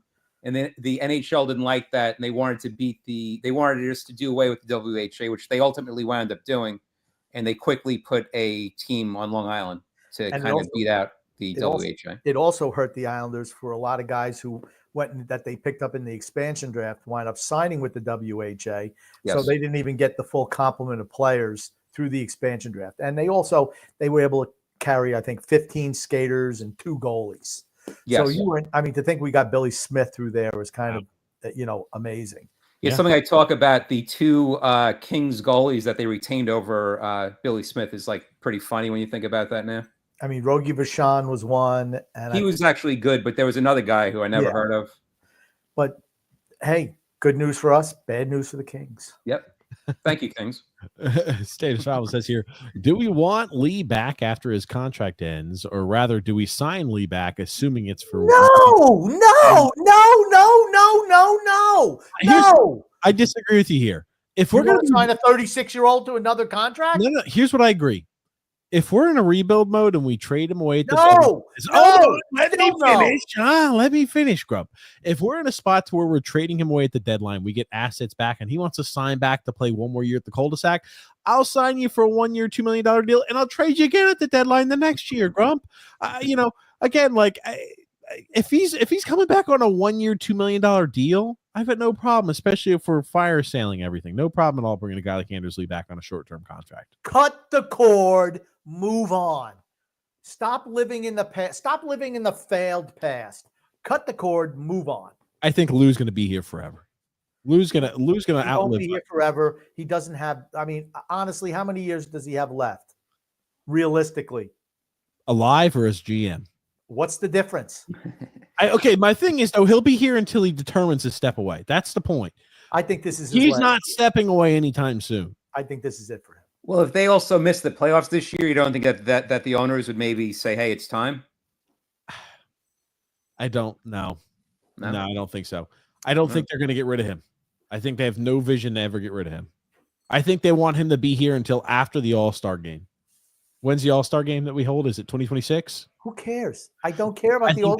Why does Lou Lamoriello have to be here for the All-Star game? They want Feel the him team out. to be competitive when the All-Star game comes rolling through. We're getting firmly worse every believe that. year. Getting worse every year. Yeah, we're just average. We're staying, but we're on a plateau. Grump. Thomas A. Grumpy. Good evening, gentlemen. Missed you last week. No, we didn't. Oh, missed you last week because we weren't on. Glad you're back. Thoughts on offensive players being brought up to get a look at, especially now based on the relative success of George and Jeffries. You want to tackle that, TJ? Jeffries has looked good in Bridgeport. Again, I don't watch any Bridgeport game. The numbers look good. From what I hear, people are excited about him. He looked good at Merrimack College. You know, time to give a guy, he's 23 years old, time to give that guy a chance. Simple as that. I want to see what he has. I want to see what he can do. I don't want to see an offensive player brought up and dumped on a fourth line. I don't Like a want guy like Oliver Wahlstrom. How about that goal by Wahlstrom? Oh, because remember, how often the Lamanites say, Wahlstrom's never scored. He doesn't have a good shot. It's just a fallacy. He's never scored anywhere he's played. I'll pull up the goal that Wahlstrom put in there. Fantastic goal by him against Ottawa. Yeah, pull it up because even Phil, who hates Wahlstrom, said, "Yeah, that was a good goal." Yeah. It wasn't a good goal. If that was Simon Holmstrom, I'd see about 15 tweets and I'd see about 10 quote retweets, and it would be bleeding into the next day as well because that's how they are. I read Phil's stuff. I don't read it. He has to text. Funny to laugh at anything I look at. I do. I will say it absolutely brings a smile to my face. I'm shaking my head. I think I even send back the shake my head emoji to him. You do. One like this too. That's the one. The thing that I think was most unique about it, that was the first goal the fourth line had scored all season. We're 14 games in the regular season. Fourth line has scored one goal. Oh, yeah. Not great. Freedom Fund Adventure Grumpy. TJ, Tim Tebow was the greatest greatest quarterback in NCAA history. He's right up there for certain. I think so. He's bigger than you. I don't think he is. He's not. He's stronger than you. He's not. He can read. Well, he can read. He'll read better than I am. Absolutely. I agree. And he has dogs and not cats. Oh, yeah.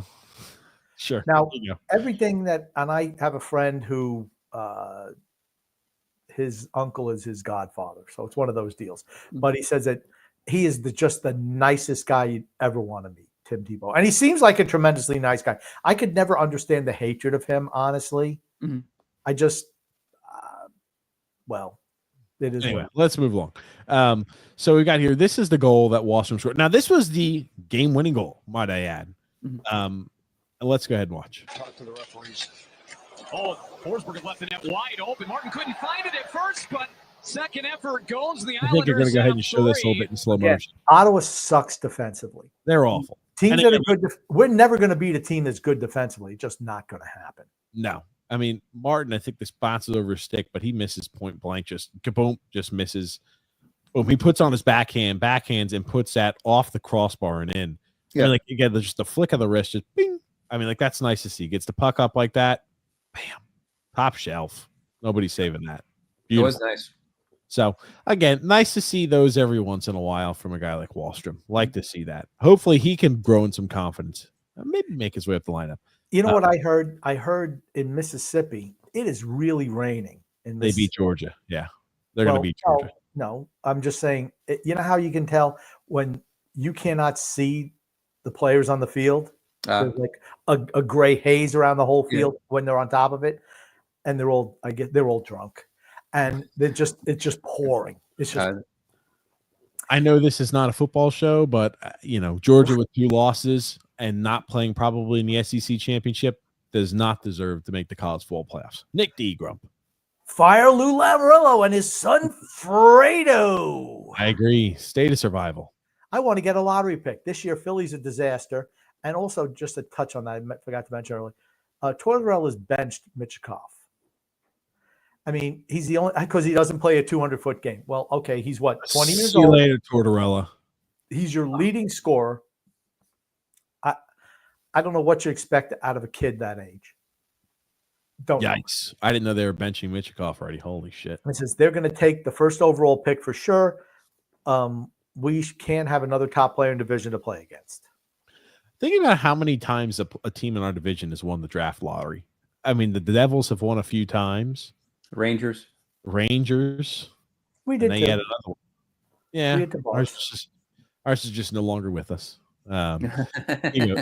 Dave Johnson says, Greg and Grump, can you share some memories of the newest Islanders Hall of Famer, Brent Sutter? I can. Go ahead. I talked about this previously on my previous appearances. I started seriously following the Islanders in 1982. The first game I saw in 1982 was the infamous, or now famous, Islanders versus Penguins Game 5 in the opening round of the playoffs, which is still one of the greatest games in Islanders history. And I believe that was Brent Sutter's rookie year or second year. I think rookie year, if I'm not mistaken. So talk about a guy showing up. I mean, I guess Ken Morrow was the ultimate example of a guy showing up at the right time because he was from the beginning and won all 4 Stanley Cups, whereas Brent Sutter joins a dynasty right in the middle of the dynasty. So that you can't really join a team better than that at that point. Ken Morrow, I remember he came right from winning the gold medal in the Olympics. Yep. To winning a Stanley Cup that same year. Then 4 straight. Yep, number 4 straight. Still with the team. Yep. That's a pretty nice entry there to your professional career. Freedom Front Adventure says here, Montreal may be in a situation where they need to trade Arbor Xhaka. This is, I think, a fake name. Good young defenseman who was a big, legit heavyweight fighter. Okay, these are all fake names. Okay, I had to look at that because there's nobody Trent Friedrich. Trent Frederick was his name. Frederick. Okay, Xhaka is the guy's name. I wasn't sure of the names. They look a little misspelled, so I wasn't sure. Grumpy. Freedom Fun Adventure is one of those tricky guys out there. Got to be careful about. I think Freedom Fun and Adventure the wise guy who was severely bad mouthing me before, if I'm not mistaken. That's right. Correct. And then he dumped on TJ too. Yeah. Owen Johnson says, "Let's go Islanders." Freedom Fun Adventure. Agree with Prato. Sipelkoff will get better as the season goes on, probably. He does need to clean up his minor penalties, but has been a real positive. I said all summer the team would target and injure the Islanders, and it has happened. I just think the injuries they have are not getting beat up. Yeah, injuries happen in hockey. Yeah. It's not We've been very lucky, I think. Really, we've had times like last year we had a few injuries in a row, but really, you look at the last half decade, the last 5 years, we've been very unscathed with the injury bug. Maybe like one guy here or there, and other teams where it's like, oh, we're missing 4 or 5 guys at all times. And now it's like we have a time period we're missing 5 guys at one time period. It's like, oh, gotcha. This is what other teams have been experiencing. Well, it did stink though when what's his name, Anders Lee, had the season-ending injury. That the second time they went to the Eastern Conference Finals, I think he would have at least helped because he was. I personally think he was a lot better before that injury than actually after the injury. That's just my personal feeling. He's always been average. I thought he was really good early on. You don't think the first 1 or 2 years he was really good? Yeah, because he was playing on the third line, the kid line. And he was good on the kid line. Yeah. The only time he gets in trouble is when he's not a first line player and never has been. Mm. And he's somebody creative. I think he offered a lot. I think he offered definitely a lot off the ice in the room. It didn't matter if he was playing or not against Tampa Bay. Tampa Bay was going to beat us anyway. Doesn't matter. Fair enough. Does not matter. Freedom Fund Rex says, oh my gosh. I agree. Hagens. Hagens. Why do you click on these? They look like ransom notes sometimes. It's the reason I put this up. Long story short, Freedom Fund Adventure wants us to tank, as do other fans, to try to go ahead and win the first overall pick. We've seen a few of these. Hey, we want to get a lottery selection. They need to improve the team. draft more players, start fixing the cap. People are ready for the change to start happening. That's what the point is. We have Facebook users, so they're not popping up with the name. So I'm sorry if you've commented it on Facebook. I don't know who this is. We just have Facebook user. He says Ricky Rando types in and says, Dobson's been abysmal this season. There's no defending his play. He's very whipped by his lady. Worse than I've ever seen him. I'm not going to give him anywhere near 10 million. So as someone who has absolutely listened to the show, because DJ's been trumpeting that line for a long time. I don't know if he's going to make 10, but he's certainly going to get 9. It depends on how this season goes for him. If he plays like he is right now for the entire season, he only puts up 35 points. That's going to hurt how much he gets paid. I think things will improve. They'll start scoring more points. He'll start putting up more points, and he'll be right back in the conversation again. And also Ricky Rando, another Ricky Rando says Sorokin looks healthy again. He's not wandering and floundering all over the place. Sounds like Phil. This sounds like Phil. No. And this is another Ricky Rando says, I'll stick to my DH gate. This is where Son X buys his jerseys from. This sounds like Son X. Where he buys these from like another country, like from China, and like a sweatshop where they ship them to him for $40. From China. Yeah. Disgusting what these companies charge for a jersey. I do have to say with this jersey, it is very nice quality. Like, it is really stitched. I don't know if you can really see that, but now, like, the stitching is really good. You are familiar with other jerseys in sports. I think the NHL, the best jerseys of the 4 major sports are hockey jerseys by far. I agree. Number two would be, what would you pick for number 2? I know my number 2. Well, I mean, I guess maybe baseball I'd have to go with. Baseball, number 2. Yeah, and then, I mean, football is just kind of blah. Yeah, basketball would probably be number 3, even though I can't make hide nor hair of their jerseys most of the time. Huh. But football is like the least. You get something on the shoulders, but that's about it. They got the big numbers. That's about it. Yeah, that's about it. Yeah. I'd say hockey. Yeah, hockey's nice. I like football kits, like soccer kits. I like those jerseys. They're probably second. Yeah. What? You don't like soccer jerseys? No. You're not even a major sport in this country. I'm putting soccer's number one. Sports. I'm putting soccer's number one. Anytime when the front of your jersey is an advertisement for somebody, that's a no. Guess what? That's coming to other professional sports here. Don't you worry, bro. Satan's Child says, "Oh, that's a nice. I like that. Dawn of the Dead, the original. Oh wow, that is nice. 1978. Great movie. If we were replacing TJ, it can't be with Phil's fiction." I agree. Rob G says, what's up and go Islanders? And Rick Roma says here, if everything is on the table in the upcoming rebuild, why were you so against trading Sorokin? I thought that we would start the rebuild earlier. I still was in hopes that we could.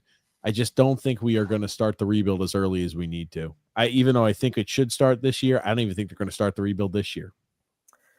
Well, I mean, what if they totally bottom out this year, though? Like, what if they suddenly go on like a long losing streak and stink maybe at that point? Great. That'd be great. So at least we have direction. I'm not going to be happy the teams.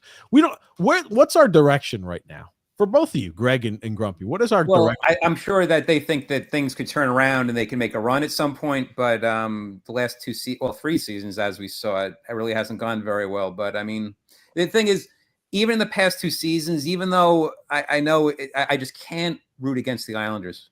Call me stupid or call me a true fan. I don't know what it is. I just can't root against them. The teams I root for, I can never root against them. I'm sorry. Fair enough.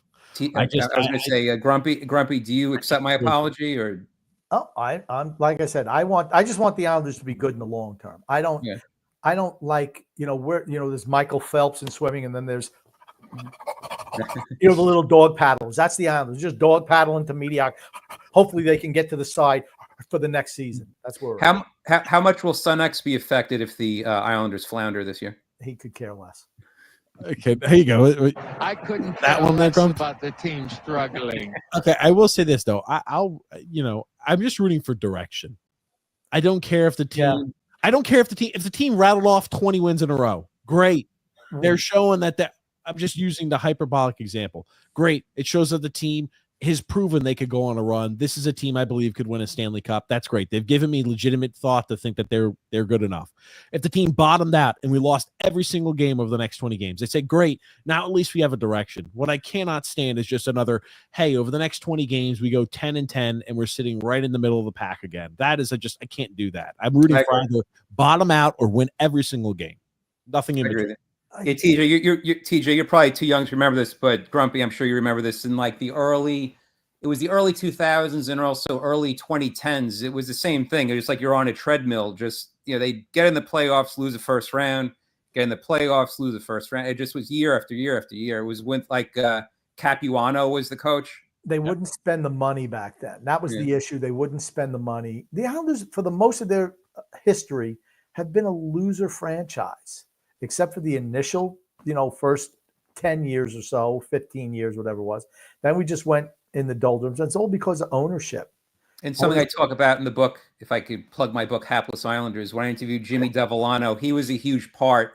He was the scout, and he's the guy who drafted all those fantastic later Hall of Fame players.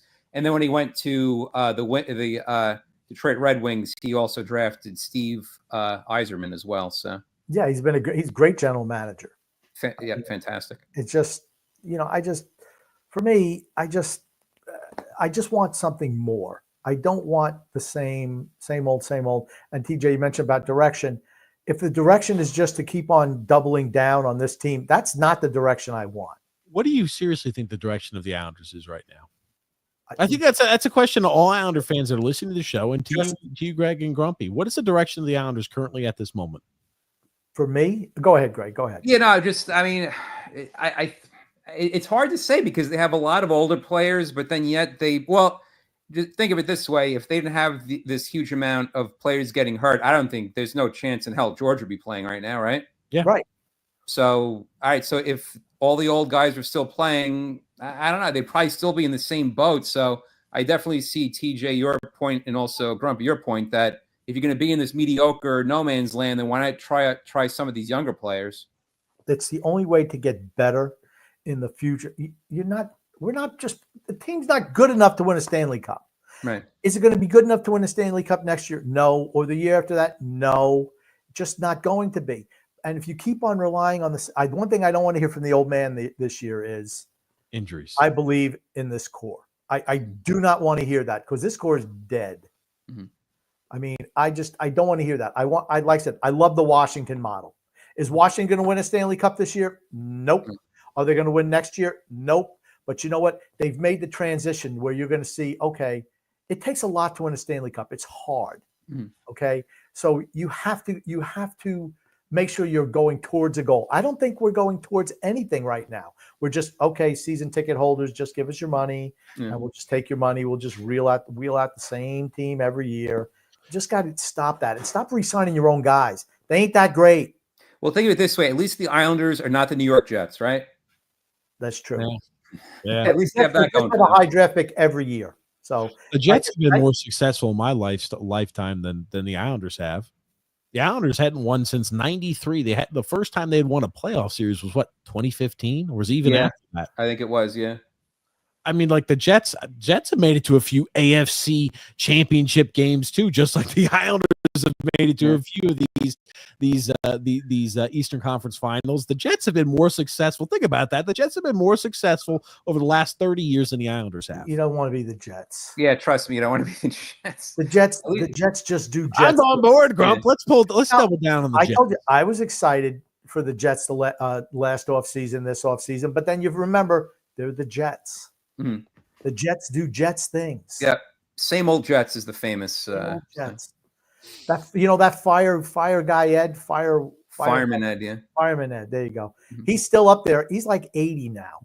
Mm-hmm. I mean, he used to be able to do the signs. Now it's like he just can't do it anymore. He's old. Mm. True ass. Anyone who thinks Blind Melon has 3 albums, we need to listen to. Shouldn't be writing books about it. Wow, I'm putting it up as I'm giving Greg a chance. I think this is a shot at Greg here. No, you know what? And the more I think about it, Drew, you're right. I'm just going to stop writing. I'm done. Oh, wait. You know what? I'm going to stop writing, and I want TJ to start embracing writing and also music. TJ, I now pass the torch to you. You will now learn about rock music and writing, and you will love both things. Okay, TJ, are you up? No, I would not be a good option for that. I'll tell you what. That little sweetheart, darling little Liza, we were listening to 80s music, and she loved it. I was dancing around the house with her. We were getting into it. Yes. So I didn't even know who the Blind Melon is, but I assume there's. I don't even know who the Blind Melon is. I assume it's a band. So yes. TJ, I remember several episodes that I appeared on. I challenged you to listen to Van Halen and watch the movie Revenge of the Nerds. Did you do either of those or no?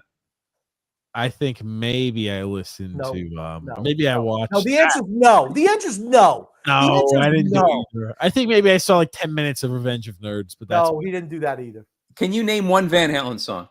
One. Gotta give me a hint. Give me one hint. Okay, what's the opposite? What?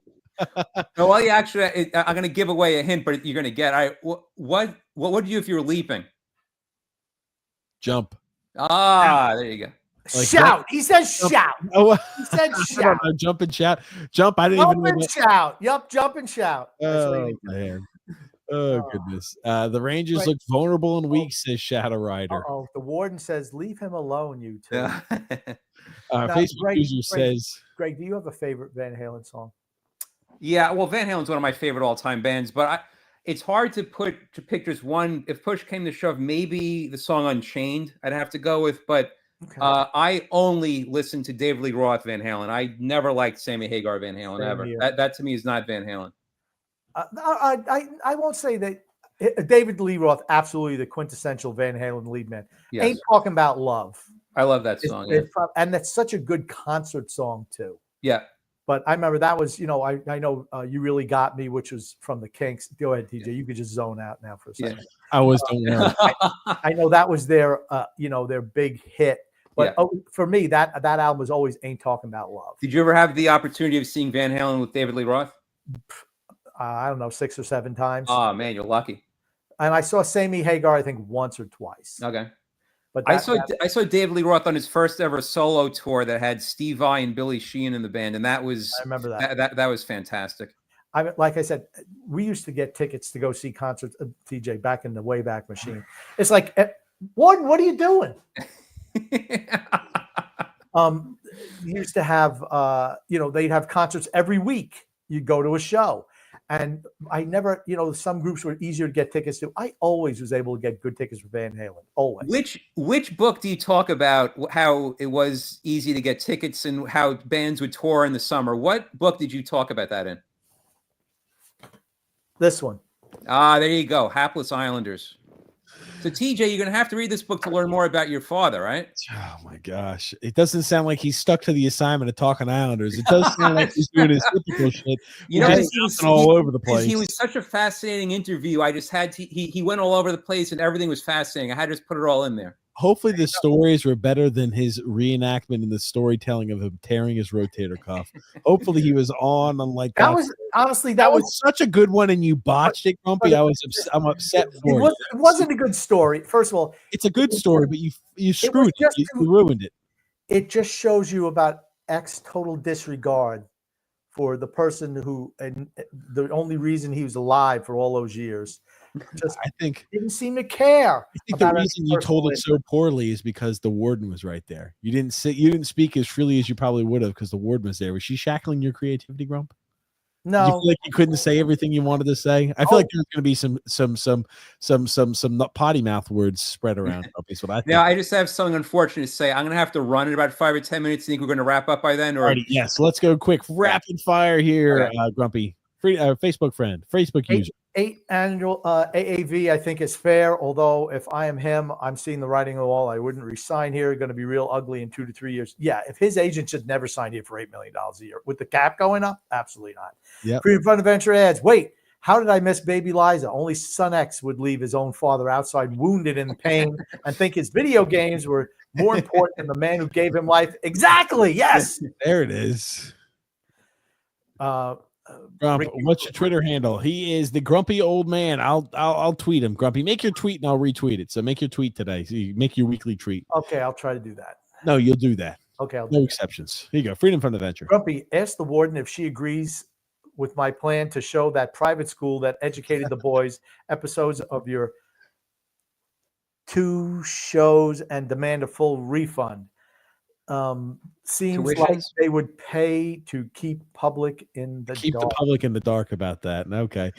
State of Survival says here, Lou is too loyal to his players and the Union of the Cul-de-sac, formerly known as Bailey's Union, and loves to re-sign vets to high contracts instead of trading them and bringing up our own prospects. Well, we don't have any prospects. That's the problem. George, there you go. He's gonna be Ricky Rando says, Greg, better drummer, Eric Starr or Eric Singer? That's a good question. I'd have to go with Eric Carr. He was the Kiss drummer from 1980 through 1991, and Eric Singer replaced him. And I did a book about Eric Carr called The Eric Carr Story. There you go. There you go. Rick Roma. Ricky Roma says, when Palmieri and Nelson get their contract extensions, can you do an emergency podcast? I can promise you, if they get a contract extension, there'll be an emergency podcast. Mario Grumpy. I'd say the Islanders still don't have a professional logo. Now I was going to say, do you think you guys will ever have emergency podcasts again? Because I used to love the old school emergency podcasts, which resulted in the greatest moment in the show history when TJ almost had a nervous breakdown about the draft day trade. Right? Yeah, that was great. Yeah, that was still good. That wasn't even an emergency podcast. We were just covering the draft. And I remember watching that live. That was early with me. I've told you before, the way I discovered the show is because it was the last year of Trotz. It was very disappointing. And I was so disappointed. I was looking at Islander podcasts. And I must have done a search for Islanders disappointment. And I found your podcast and actually we're the number one recommended for those words: disappointment in Islanders. And then that's how I became a big viewer of the show. Yeah. Well, thanks, Greg. Good. It's funny how that bumped into it. Yes. And Mario says here, isn't there a rule the CBA that prohibits trading a free agent on the first year of the new contract? I don't think so, unless it is that's new. I think there is. Okay, maybe. Ricky Rando says Islanders after the Dynasty era ended have been the Jets on skates for the most part. He says it's been Greg who's been commenting in. Greg, he goes, right, Frank. Frank Suffren says, I want my daddy's records back. I assume that has some sort of reference there that you guys will understand. Rick Roma. Revenge of the Nerds 2, Nerds in Paradise, greatest sequel of all time next to Godfather 2. At least I'm glad you said Godfather 2 because no one can take you serious after you say that. Yes. I've actually never seen the second Nerds movie, if you could believe that. Still to this day, I never saw that. It was bad, right? Nerds Part 1. I used to like the Police Academy. That was always funny. Police Academy. Yeah. My buddy and I wouldn't let him. He tried jumping. We caught his ass midair and tossed him back. Other bands were great. Hagar, Van Halen, much better than Feminine Roth. Ain't Talking About Love. Great song. I disagree. The first David Lee Roth album called Eat 'Em and Smile, I think, is better than anything that Van Hagar ever did. Wow. Right? TJ, right? TJ. I'd agree. That sounds like the accurate way to put it. I like some of Sammy Hagar stuff with Van Halen, like particularly if you like the movie Twister. I mean, they had a couple of tunes. Oh yeah. Them. The only thing I ever liked that Sammy Hagar ever did was the first Montrose album. I've never been a big Sammy Hagar fan, but I thought he worked in Van Halen. He wasn't David Lee Roth, but he worked. Yeah. I don't know. Okay, so this here, Frank says, if you get that reference, I'll give you 100,000 Monopoly money. I will not honor. What was the reference again? It is, I want my daddy's records back. Sanford and Son is what this is from. I actually liked Sanford and Son when I was younger, but I don't remember that. My favorite Sanford and Son was when they went to go get like a chest X-ray. Mm-hmm. And, Fred was smoking the cigarettes nonstop. He was like, yeah, you're going to be in trouble. And Lamont wound up, he was wearing a necklace and they said something came up wrong. And it just showed people, because this is what it used to be when you went to hospitals. He brought like all of his damn luggage to the hospital. And Fred said, when he's like, oh, he labeled everything. He was spraying around. He didn't want to catch anything.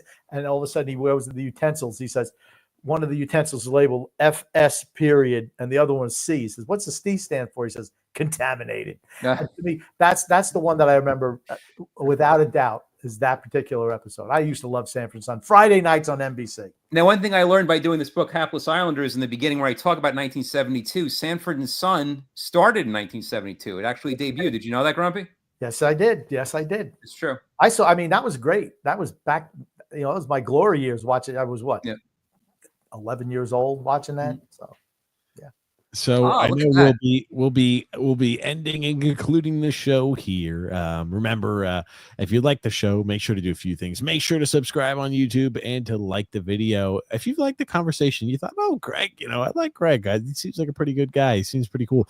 Or hey, I trust He's the a pretty good guy. What do you mean? Fischler. You think he's a pretty good guy? He is a pretty good I'm guy. saying if it's your first time listening, like, yeah, that I'm guy. gonna say he's a good guy, not even a pretty good guy. He had some pretty cogent points. I like it. I like what he says. Here you go. You've got a way to support him and to have more of his work there. And again, if you trust Stan Fischler, one of the greatest hockey historians there are, you got to make sure to check out these two books, The Dynasty, The Oral History of the New York Islanders from 1972 to 1984, and the Hapless Islanders, for Grumpy to be specific, Hapless Islanders, the story behind the New York Islanders' infamous 1992-73 or 1972-73 season. And also a rock book I just put out called Lead Clones, the Led Zeppelin imitator craze of the 80s and beyond. Now, TJ, could you just bring up the Amazon thing of the put that up there, Grumpy, again? Oh no, I meant to say you had the Amazon Dynasty webpage. I'll pull that back up here. Yeah, because there's something that we should always point out when you pull that up. Okay. I know what it's going to be. Okay, so if you could just scroll down a little bit, there is a featured there's a featured editorial review of someone that you're definitely going to recognize. All right, now go down slowly. Okay. Keep going. Okay. Very, very last one, I think. Keep going. Save the best for last. There we go. Let's see. This is from the Grumpy Old Man from the Islanders Never Say That podcast. The best book ever written about the New York Islanders. The first-person recollection of players and management give a unique insight into the Islanders dynasty, both on and off the ice. Greg Prato's research is truly exceptional. I can't recommend this book highly enough, not just for Islander fans, but for sports fans of all ages. I stick with that. I mean, like I said, that is a great book, a great book. Thank you. You learn so much. It's the personal, once again, like I mentioned at the top of the show, when you talk with Greg, he has he's not just, I'm going to read off of this particular question. And then, it's more of a conversation, and how he winds up, weaving into a book is really good. Great. I also try to, I may have said this before, I like with my books to try to put unique things like usual hockey books are not going to talk about what Long Island was like in the 70s. That's why, Grumpy, I asked you about the 70s on Long Island growing up to put that kind of into perspective. So that's what I did. Is my little baby around there?